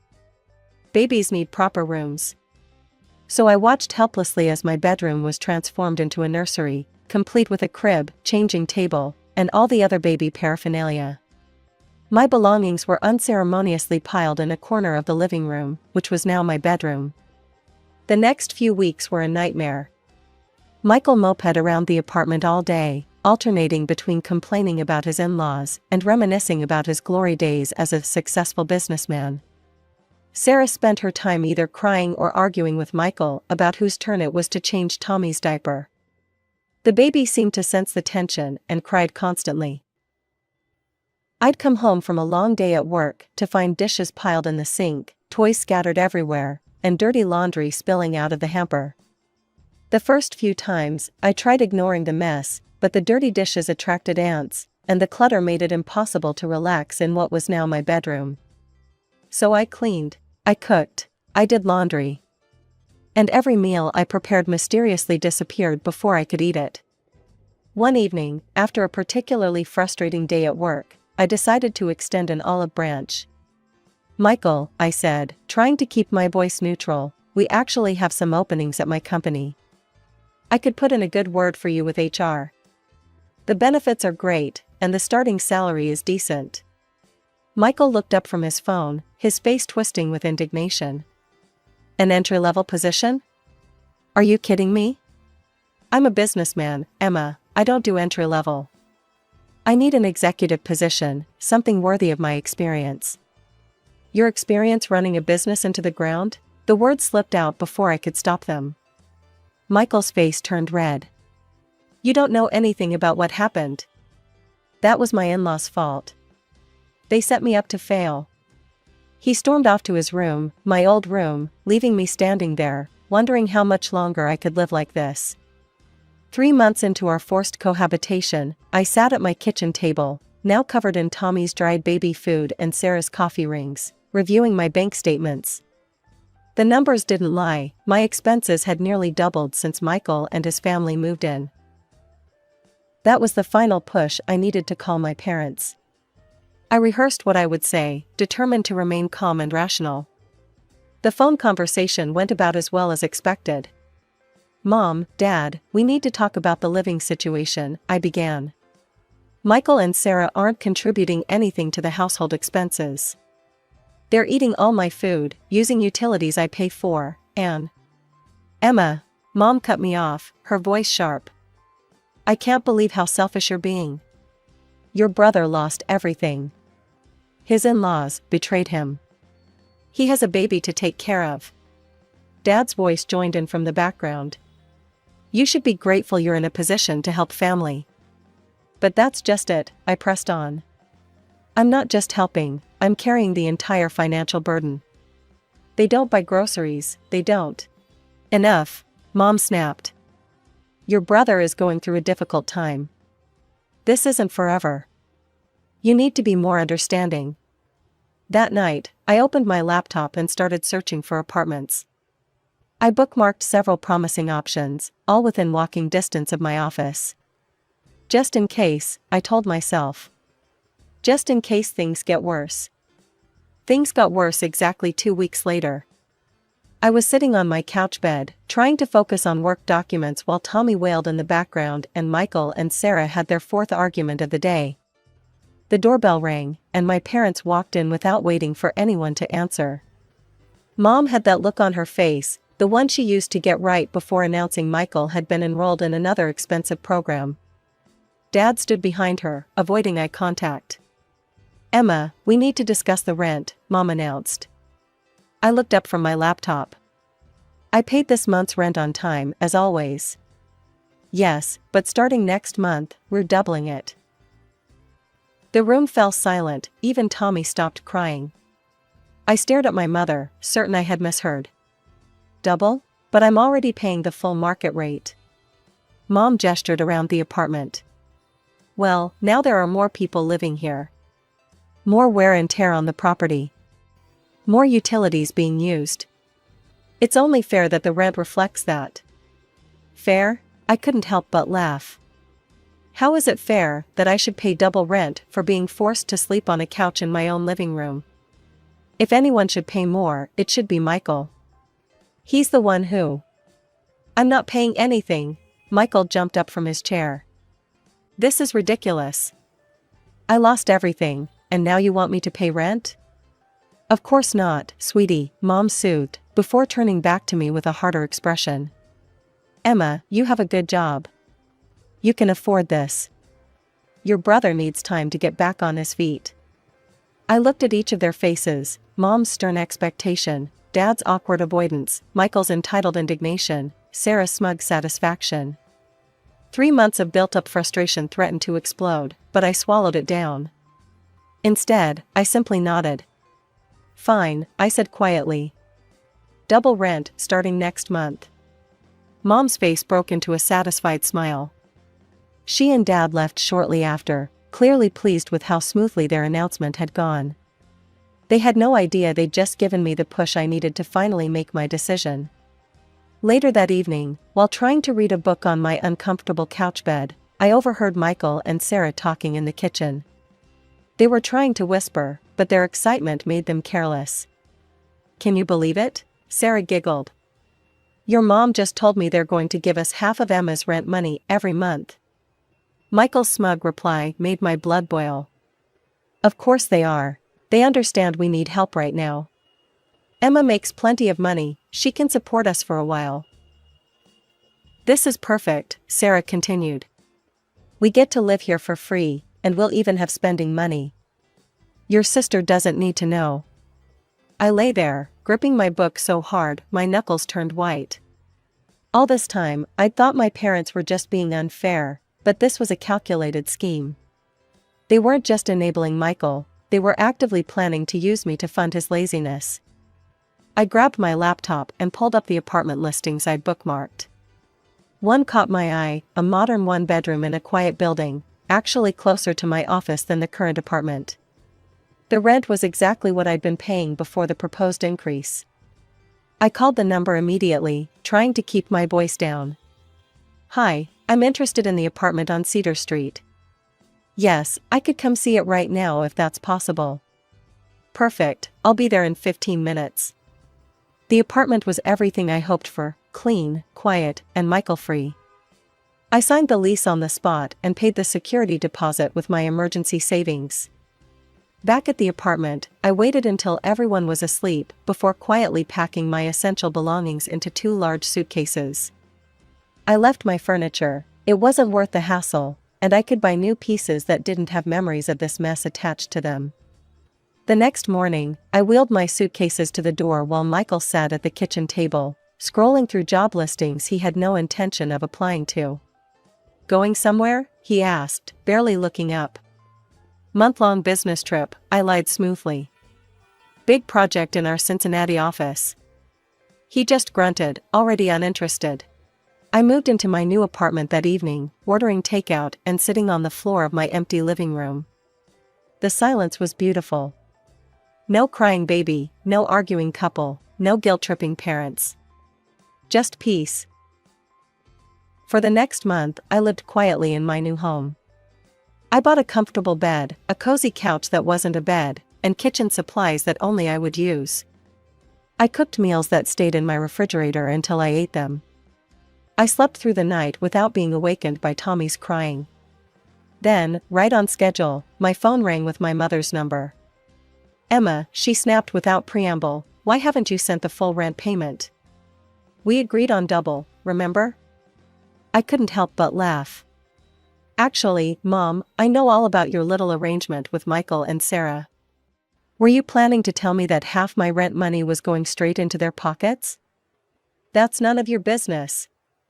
Your brother needs—" "No, Mom," I interrupted, still chuckling.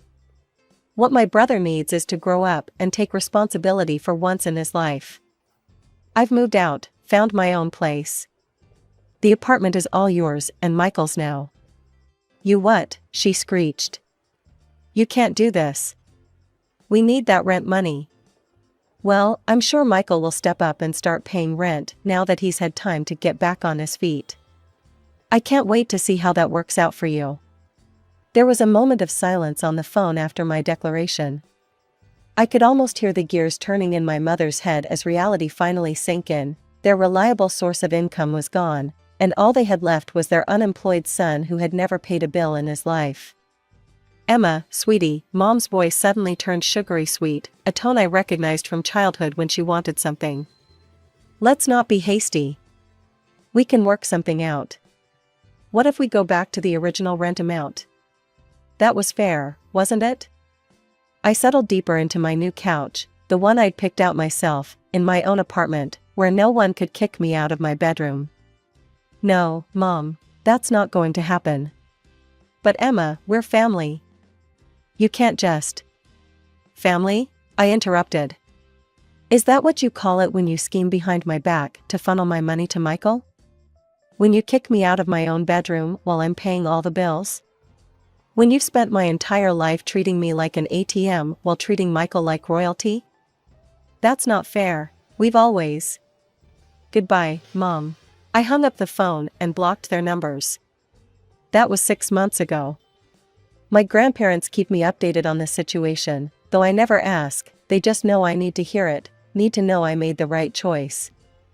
According to them, Michael, Sarah, and Tommy are still living in the apartment. They haven't paid a single month's rent. Mom and Dad are covering all the utilities, plus giving them spending money because the baby needs things. My brother still hasn't found a job. Apparently, there just aren't enough executive positions available for failed businessmen with a track record of bankruptcy. My new life is peaceful. I got another promotion at work, bought myself a car, and started taking evening classes for my MBA. My apartment is always clean, my food stays in my fridge until I want to eat it, and I sleep in my own bed every night. The other day, I ran into Sarah's cousin at the grocery store. She told me they're expecting another baby. I just smiled and wished them well, knowing that somewhere across town, my parents are probably already figuring out how to pay for another nursery. But that's not my problem anymore. For the first time in my life, I'm putting myself first. And it feels absolutely right.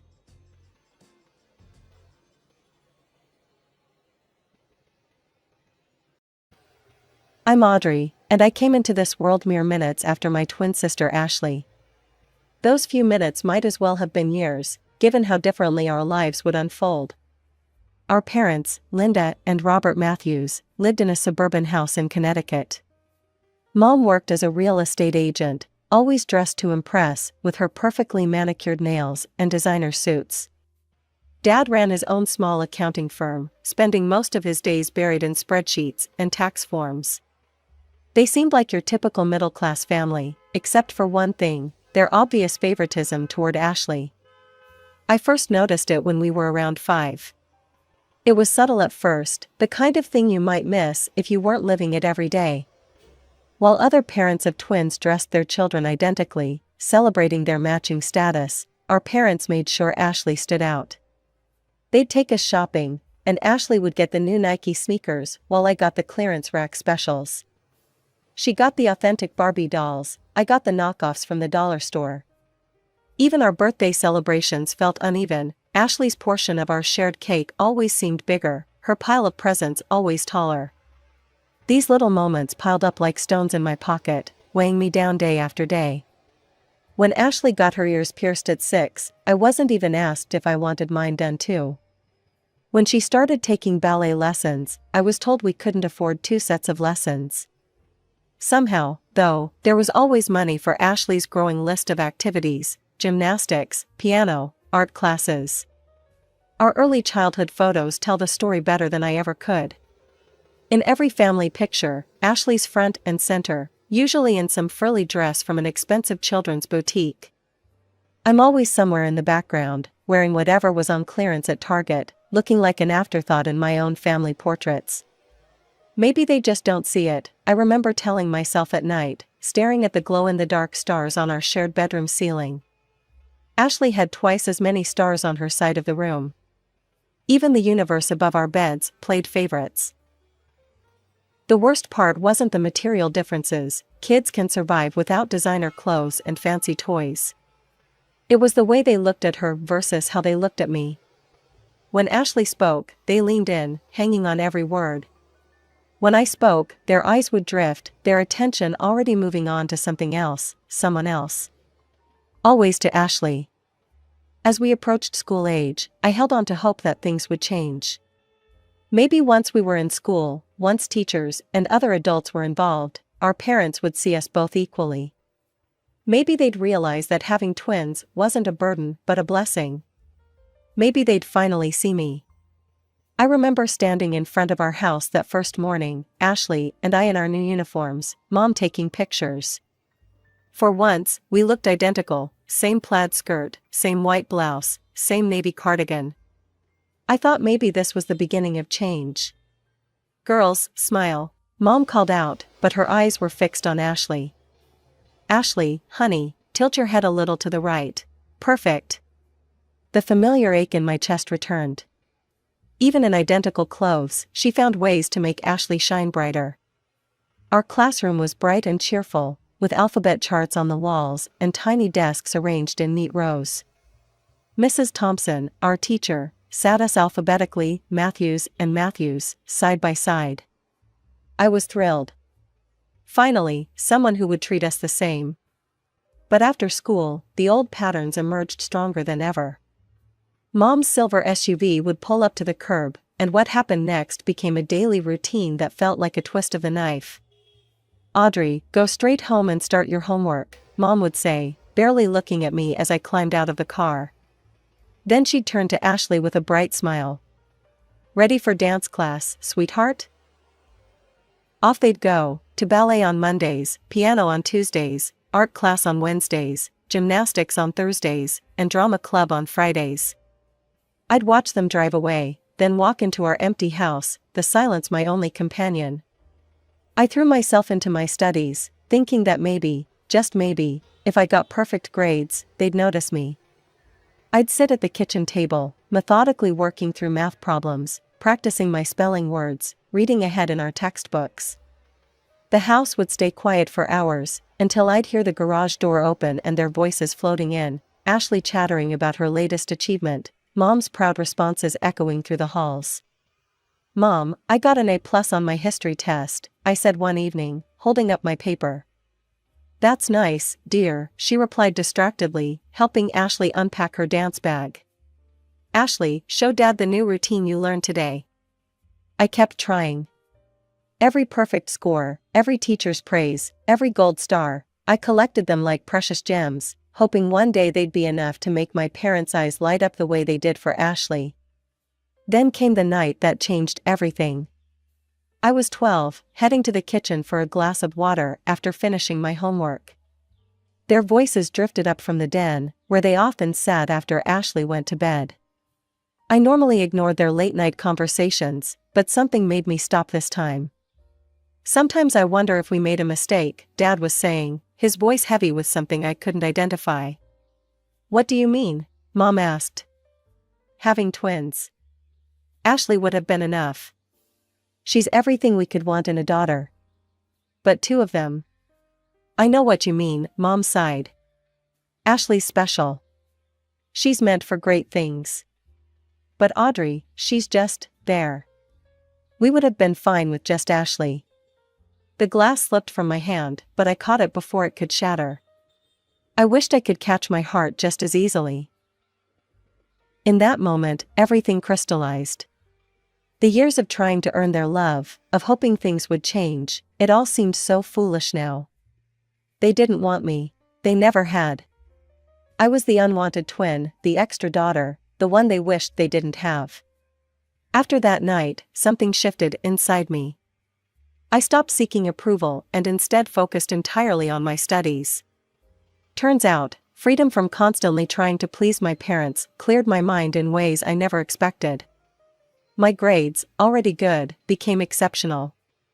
Excellent analysis, Audrey, Mr. Peterson said one day in English class, holding up my essay on The Great Gatsby. Class, this is exactly the kind of deep thinking I'm looking for. I could feel Ashley tensing up beside me, her pencil tapping against her desk in that aggressive way it did when she was angry. I kept my eyes forward, but I could see her face turning red from the corner of my eye. Similar scenes played out in other classes. Math, science, history, it didn't matter. The more the teachers praised my work, the more Ashley seethed. It came to a head in chemistry when Mrs. Rodriguez asked me to tutor other students. That evening, I heard Ashley's voice from downstairs, Mom, the teachers are being mean to me. They always praise Audrey and make me look bad. They're doing it on purpose. The next day, Mom stormed into school, designer handbag swinging, heels clicking against the linoleum floors. I watched from the hallway as she marched into Principal Williams' office, where they'd called in Mrs. Chen, our class teacher. I want to know why your teachers are discriminating against my daughter, Mom demanded. Mrs. Chen, bless her, stayed calm and professional. Mrs. Matthews, let me show you something. She pulled out our progress logs, laying them side by side. Here are both girls' records. Audrey consistently scores in the top percentile in all subjects. Ashley's grades are. Are you suggesting my Ashley isn't smart? Mom interrupted. Not at all. I'm merely pointing out that Audrey's academic achievements are. This is exactly what I'm talking about. You're all biased against Ashley. No amount of evidence could convince her. When she came home that day, I overheard her telling Dad that the teachers were obviously prejudiced against their precious Ashley. By 16, I was tired of asking for pocket money and watching Ashley get hundreds of dollars just for existing. I applied for a job at the Coffee Bean, a cute cafe just a few blocks from our house. It wasn't glamorous work, but I loved the independence it gave me. Plus, my coworkers actually appreciated my presence, a novel experience in my life. Ashley, of course, couldn't let me have even this small victory.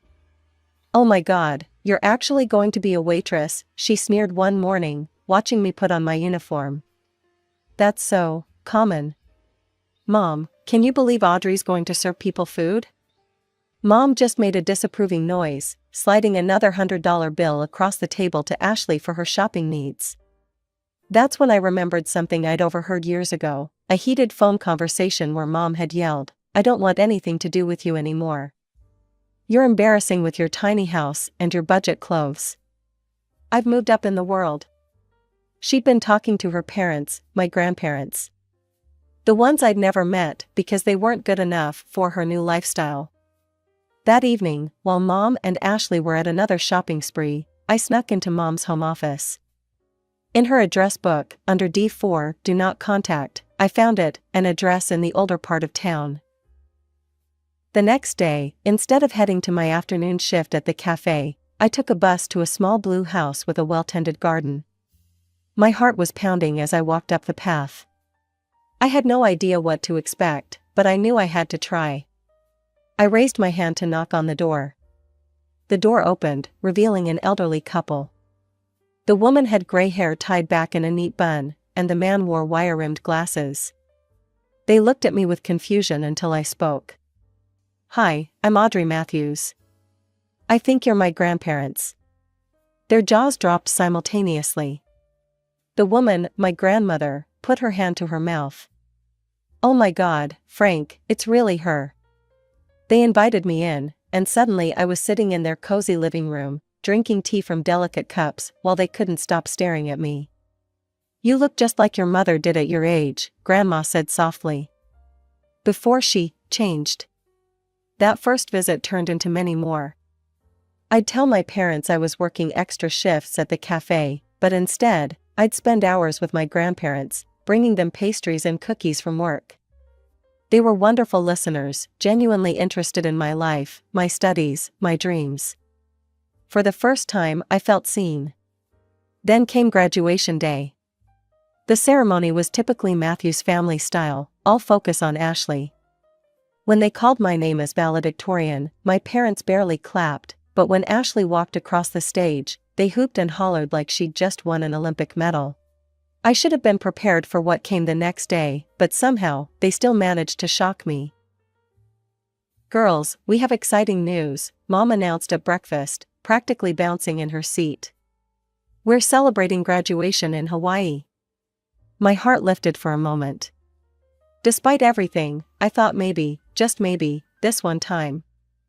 "Honey," Mom turned to me, her voice dripping with fake sympathy, "we only got 3 tickets, for us and Ashley. You understand, right? Someone needs to watch the house, and you have your job at the cafe." Ashley didn't even try to hide her smirk as she stirred her orange juice. "Don't worry, sis. I'll send you lots of pictures of me living my best life on the beach." The next morning, I watched from our front door as they loaded their expensive luggage into the taxi. Ashley turned back, waving with exaggerated enthusiasm. "I'll make sure to send you beautiful photos from Hawaii. You can look at them between serving tables." As soon as the taxi disappeared around the corner, I pulled out my phone with shaking hands and called my grandparents. The tears I'd been holding back finally spilled over when I heard Grandma's voice. They went to Hawaii without me, I managed to get out between sobs. They just left me here like I'm nothing. Oh, sweetheart, Grandma's voice was soft but firm. Come over right now. We'll have our own graduation celebration. I drove to their house, still wiping away tears. As I turned onto their street, I noticed something unusual, a brand new Mercedes C-Class sedan parked in their driveway, gleaming in the summer sun. It looked completely out of place next to their modest home. Whose car is that? I asked as I walked up to their front porch. Grandpa's eyes twinkled as he held up a set of keys. Yours. Happy graduation, Audrey. I stood there, mouth open, sure I'd misheard him. What? But how? I thought. Sit down, dear, Grandma patted the porch swing. We have something to tell you. They explained how, after Mom cut ties with them, they'd invested their modest savings in several tech startups. Those investments had paid off spectacularly, but they'd chosen to keep living simply in their familiar home. Your mother left us because she thought we were too poor, too beneath her, Grandpa said, shaking his head. The irony is, we're probably wealthier than she is now. We just don't feel the need to show it off. We've been waiting for the right moment to help you, Grandma added. And this seemed perfect. I hugged them both, overwhelmed by their generosity and love. They ushered me inside, where they'd prepared a beautiful graduation lunch. The table was set with their best china, and a congratulations graduate banner hung across the dining room. Over homemade lasagna and garlic bread, they asked about my college plans. Actually, I said, feeling proud, I got accepted to Princeton with a full academic scholarship.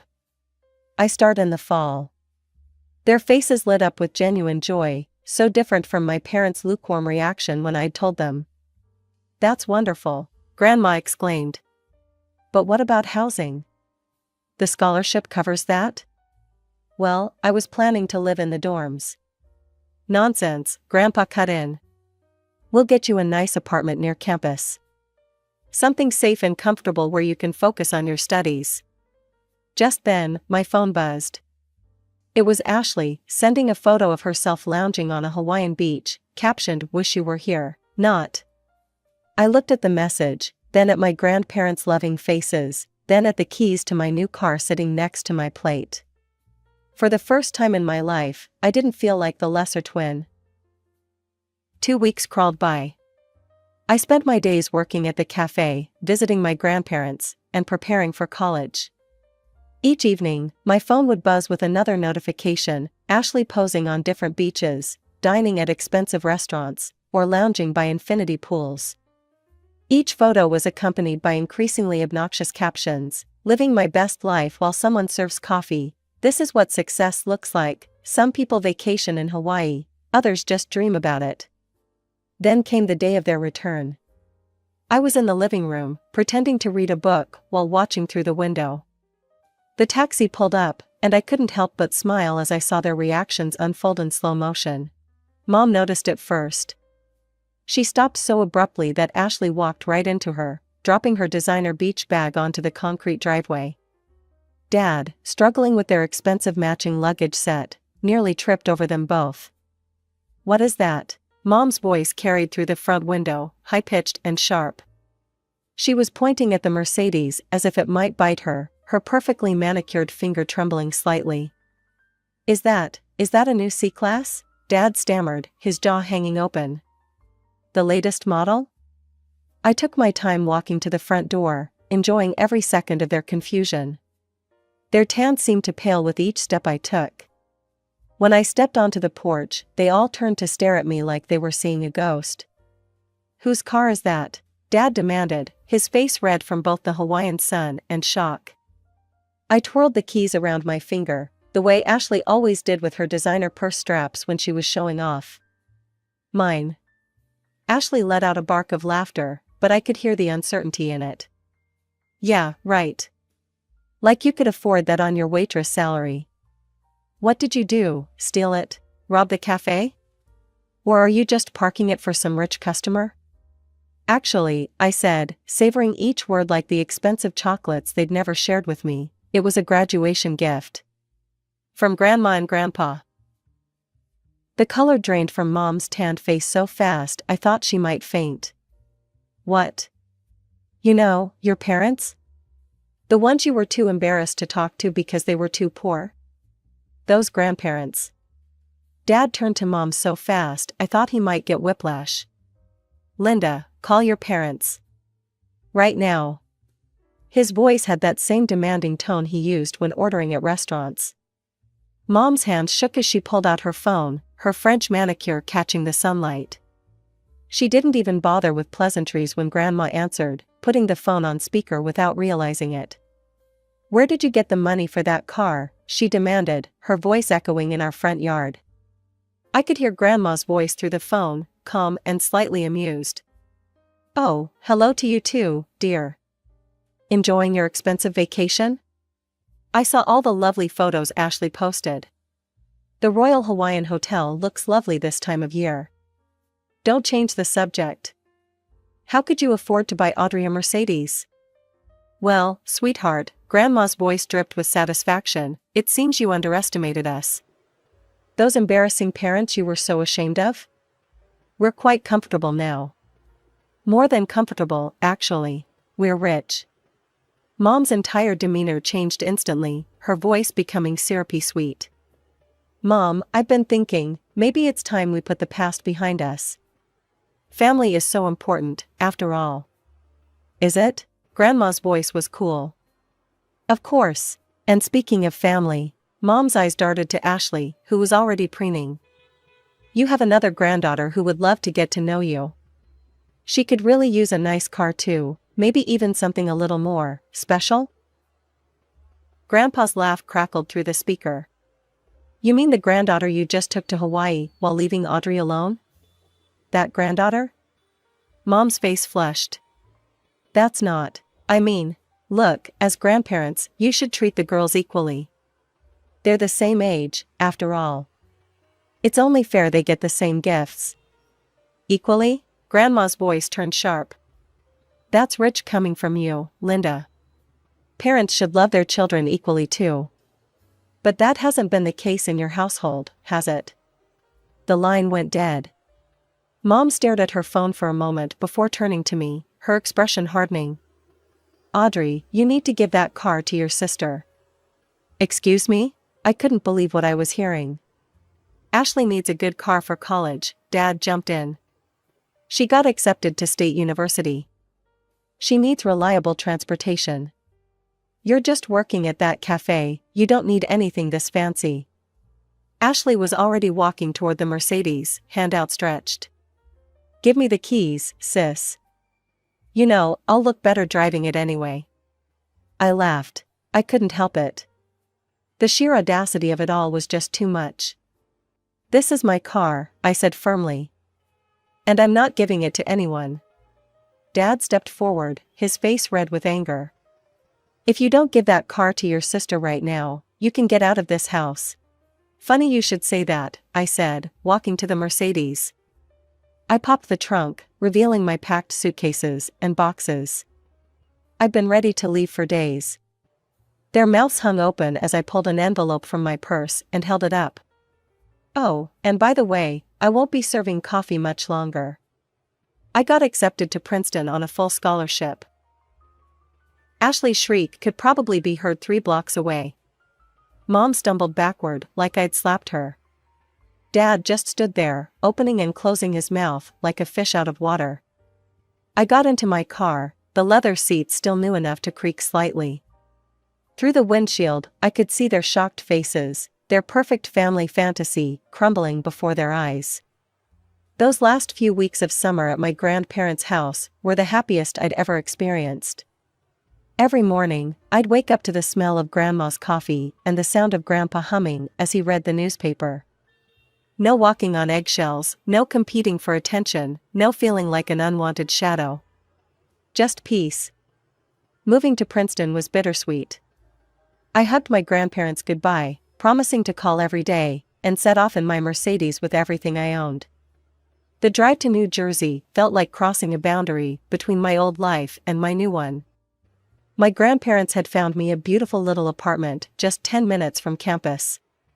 Nothing flashy, but worlds better than any dorm room, hardwood floors, big windows, and even a small balcony where I could study. They'd insisted on paying the rent, despite my protests. I still wanted some independence, though, so I got a part-time job at a local coffee shop.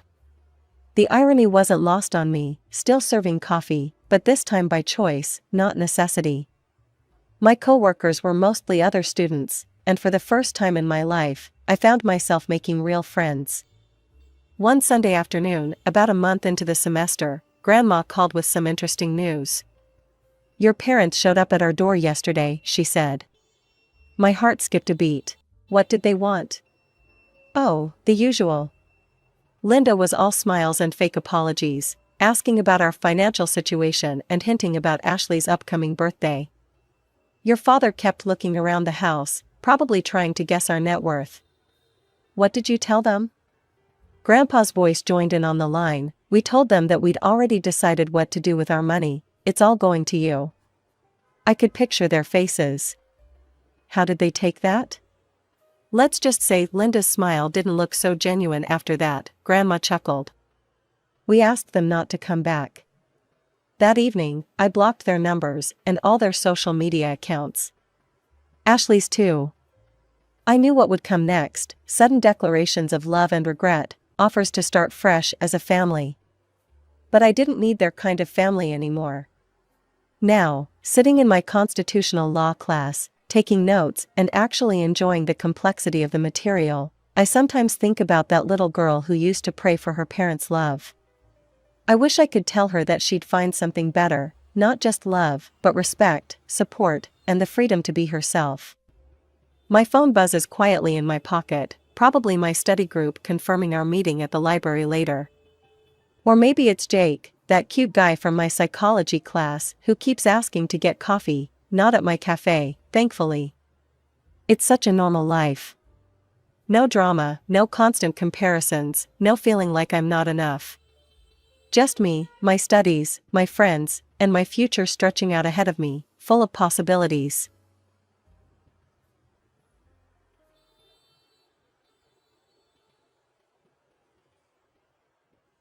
My name is Carol, and I'm 22 years old.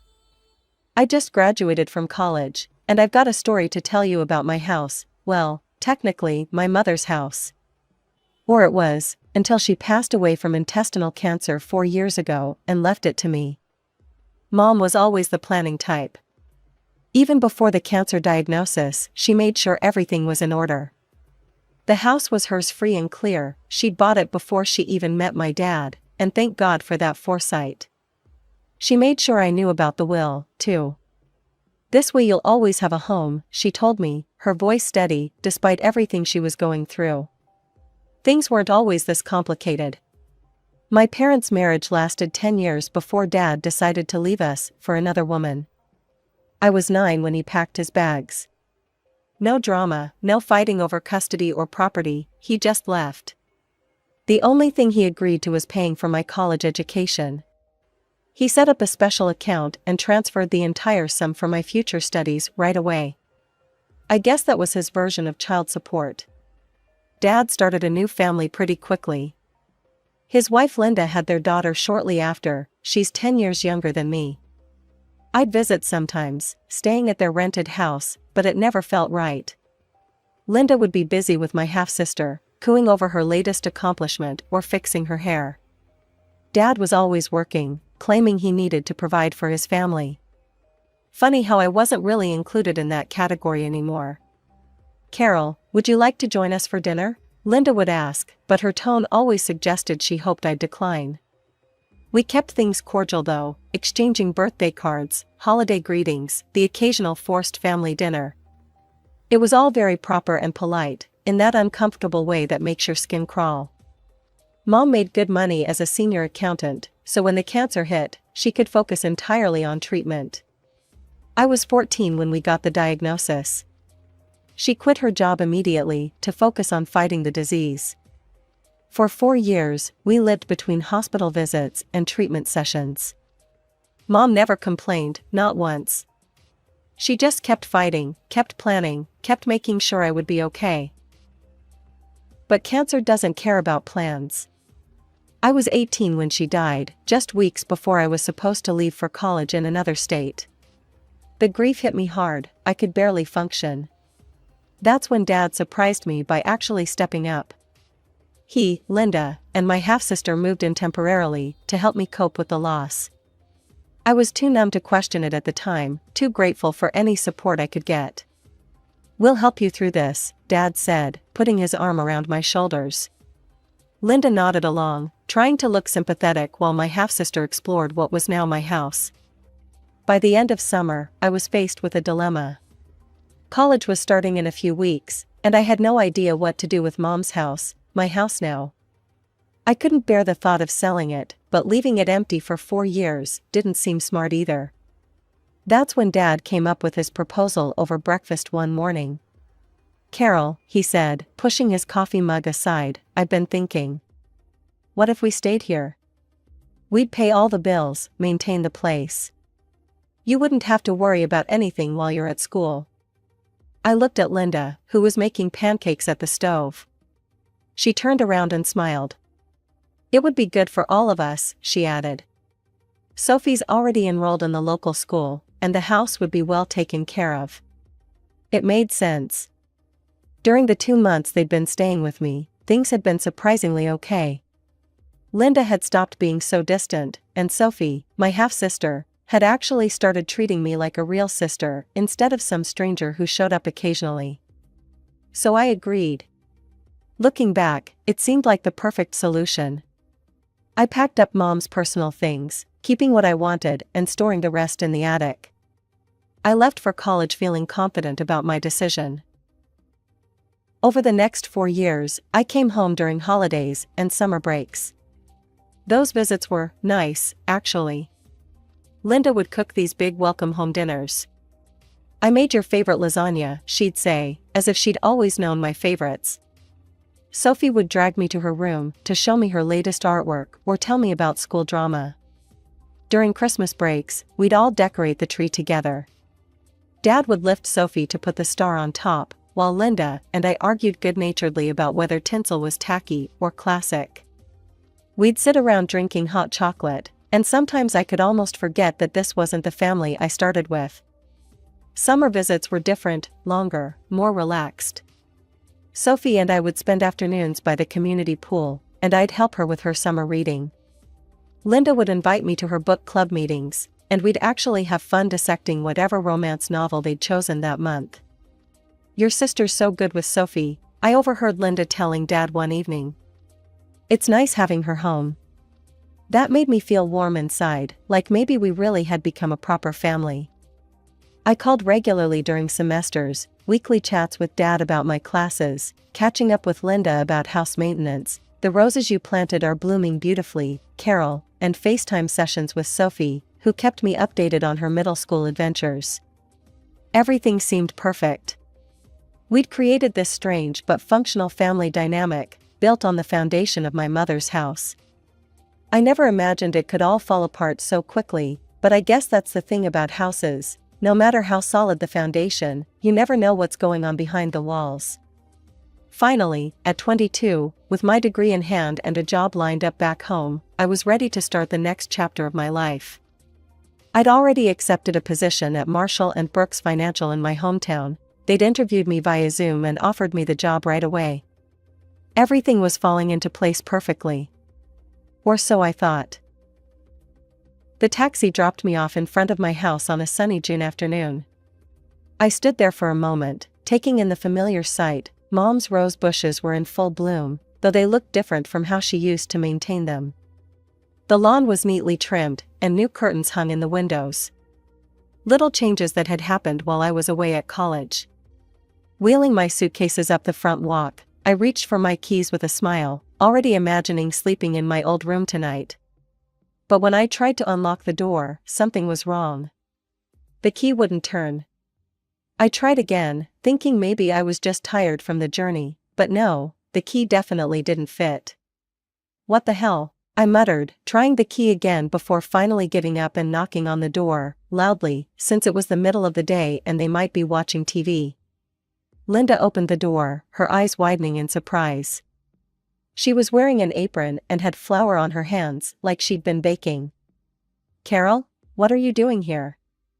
I wheeled my suitcase inside, noticing Dad and Sophie in the living room, both looking equally startled by my appearance. Sophie was sprawled on the couch with her phone, while Dad sat in his favorite armchair, Mom's old armchair, actually reading something on his tablet.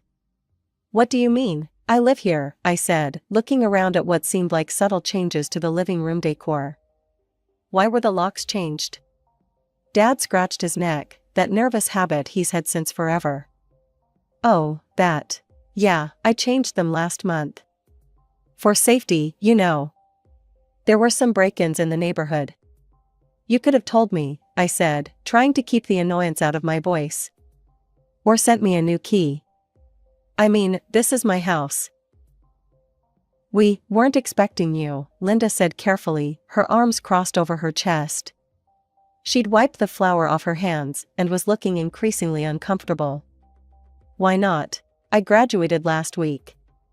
I told you guys I was coming home to start my new job." I looked between them, feeling increasingly uneasy. Something was off about their reactions. Sophie had even put down her phone and was watching the scene unfold with an odd expression. "Carol," Dad cut in suddenly, standing up. "Can we talk in the office for a minute?" I followed him into Mom's old office, my office now, technically. The room still had Mom's degrees on the wall, her collection of financial reference books on the shelves. He closed the door behind us, and I noticed his hands were shaking slightly as he turned to face me. "Listen, honey," he started, his voice low. "There's something you need to know. Linda, well, she thinks this house belongs to me." I stared at him, not comprehending. "What?" "I told her it was my house," he continued, not meeting my eyes. "That I gave it to your mother and you out of kindness after the divorce, and that after your mom passed, it reverted to me. She thinks you've just been living here because I allowed it." I must have stood there gaping at Dad for a full minute before finding my voice again. My first instinct was to storm out of the office and tell Linda everything. Now I understood her surprised look when I showed up. In her mind, I was just some freeloader trying to crash in their house. "I have to tell her the truth," I said, moving toward the door, but Dad caught my arm. "Please, Carol," he begged, his voice barely above a whisper. "Just give me a little time. I'll find us a new place to live, I promise. I just need to figure out how to tell her without destroying our marriage." "Destroying your marriage?" I hissed. "What about what you're doing to me?" He pulled a set of keys from his pocket, holding them out like a peace offering. "These are for the new locks. Please, sweetheart. Just a few weeks, that's all I'm asking. Let me handle this my way." I took the keys, feeling sick to my stomach. "Fine," I said finally. "But this is insane, Dad. You know that, right?" He nodded, relief washing over his face. "Thank you, honey. I'll make this right, I promise." But things started going downhill immediately. At dinner that night, the atmosphere was thick with tension. Linda kept shooting me these looks across the table, all her previous warmth gone. The woman who used to bake my favorite cookies and invite me to book club now acted like I was a stranger who'd wandered in off the street. "More potatoes, Dad?" Sophie asked, completely oblivious to the tension. "Would anyone mind if I redecorated the living room?" Linda asked suddenly, not looking at me. "The current setup is a bit dated." I gripped my fork tighter, knowing she was talking about Mom's furniture arrangement. Dad coughed awkwardly and changed the subject. The next morning, I was making coffee when Linda cornered me in the kitchen. She was still in her robe, hair uncombed, but her eyes were sharp and focused. "Carol," she said, leaning against the counter. "I think we need to talk about your plans." "My plans?" "Yes. When are you planning to look for your own place?" She asked it casually, like she was asking about the weather. "Now that you have a job lined up, you should start thinking about moving out. You're a grown woman now, after all. I took a slow sip of coffee, counting to 10 in my head.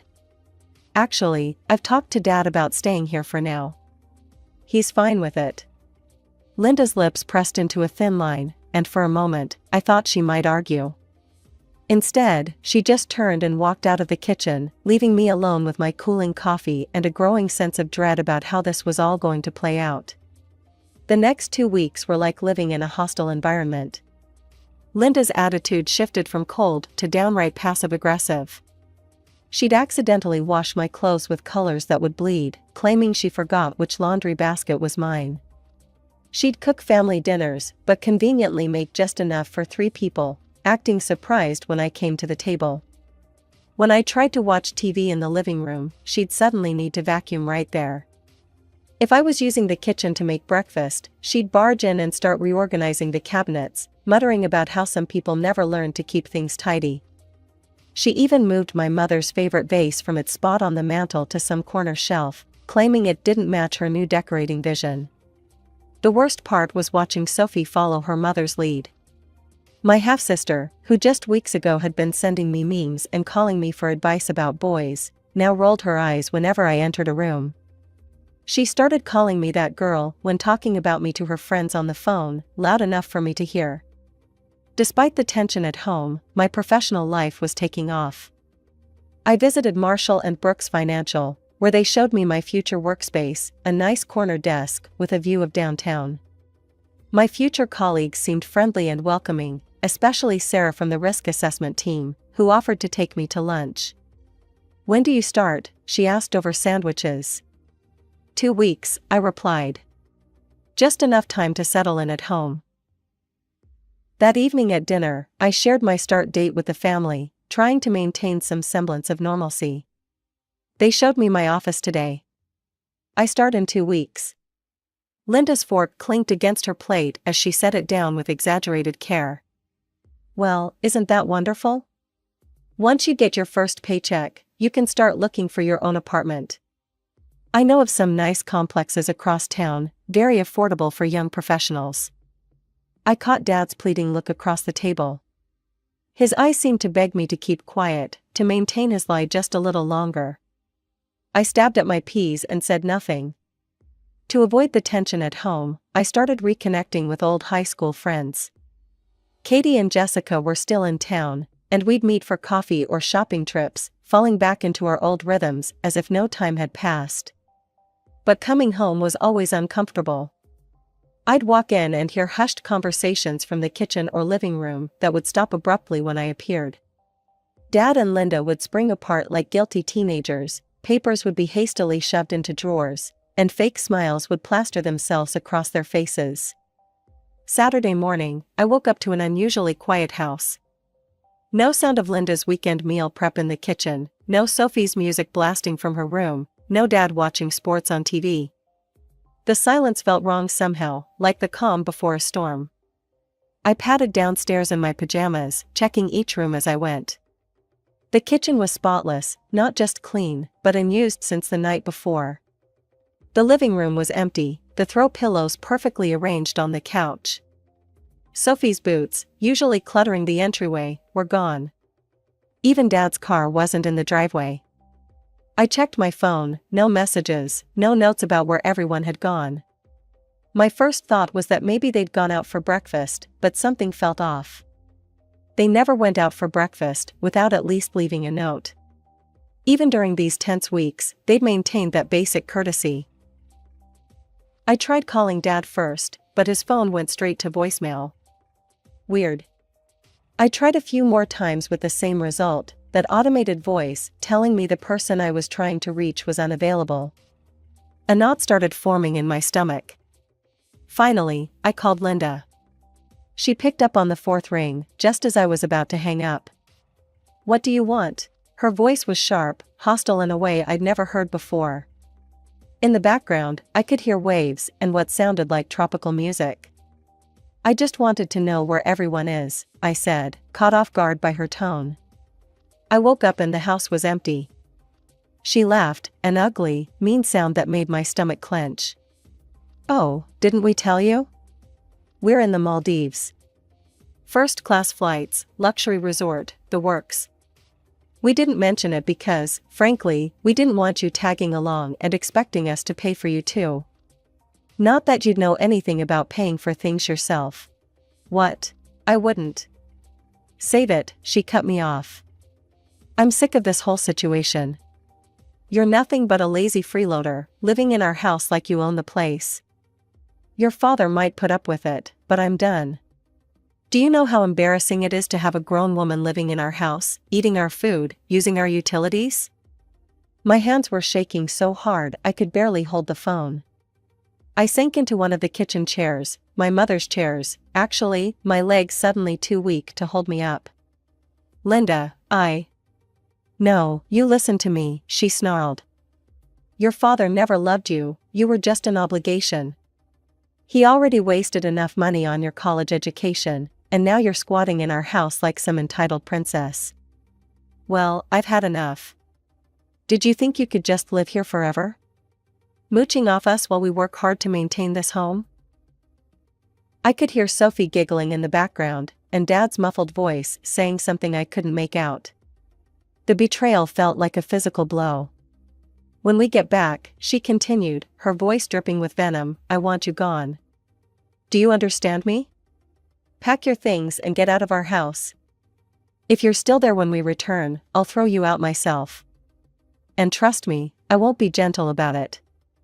I don't care where you go, live on the street for all I care. You're not our problem anymore. And don't bother trying to call your father. He agrees with me, he's just too weak to tell you himself. We've already blocked your number. Have a nice life, Carol, or don't. I really couldn't care less. The line went dead. I sat in that kitchen for what felt like hours, fury slowly replacing shock. They were living in my house, the house my mother had worked for, had left to me, and they had the nerve to call me a freeloader? To try to throw me out?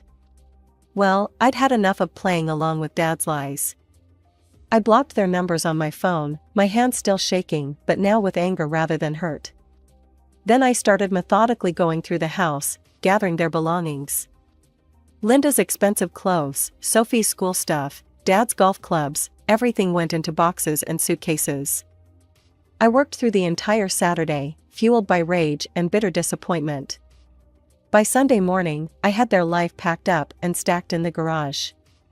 I found a 24-hour locksmith who could come right away. He worked quickly, replacing the locks on all the doors.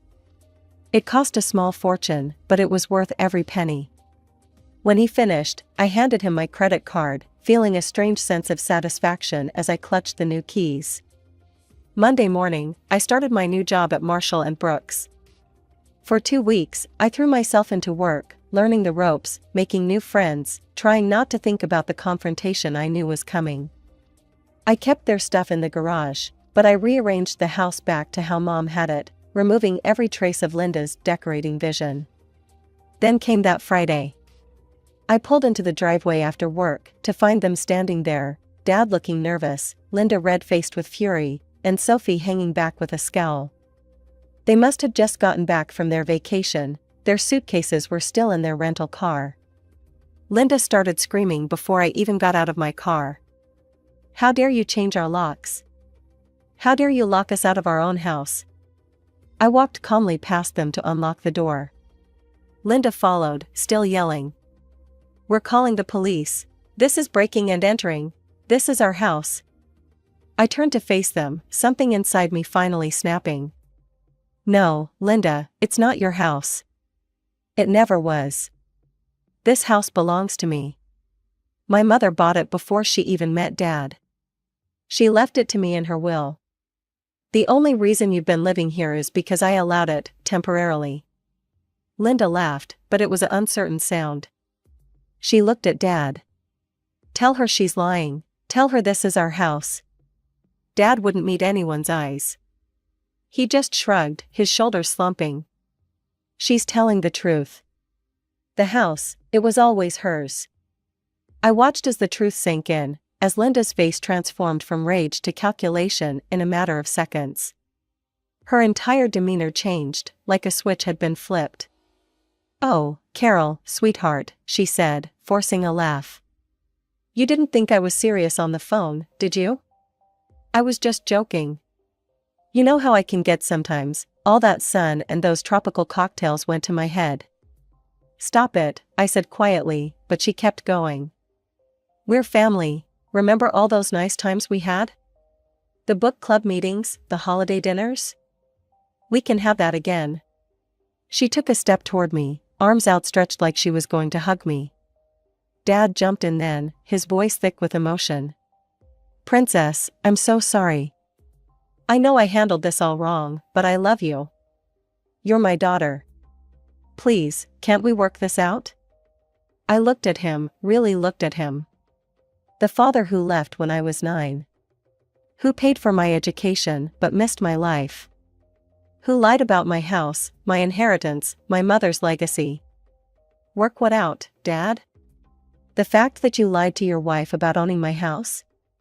Or the fact that you stood by while she planned to throw me out of it? Linda turned back to me with that fake smile. "Carol, let's be reasonable. We can all live here together. We'll pay rent." "No," I said firmly. "We can't. Your things are in the garage. Take them and leave." That's when Linda's mask cracked again. "You ungrateful little bitch. After everything we've done for you, you'd throw your own family out on the street?" I felt oddly calm as I replied, "You just spent what, $10,000 on a luxury vacation you deliberately hid from me? Pretty sure you can afford an apartment." "Carol, please," Dad tried again, reaching for my arm. "I know I messed up, but..." "No," I cut him off. "You didn't mess up, you lied. 4 years. You let your wife believe she owned my mother's house. You watched her try to redecorate it, rearrange it, erase every trace of Mom. And when she planned to throw me out, you said nothing." "I was going to tell her the truth," he protested. "When? After I was gone? After she'd finished making my house her home?" I shook my head. "I'm done. Get your things and get out." I walked inside and closed the door, ignoring Linda's screams about ingratitude and cruelty. Through the window, I watched them loading boxes from the garage into their rental car.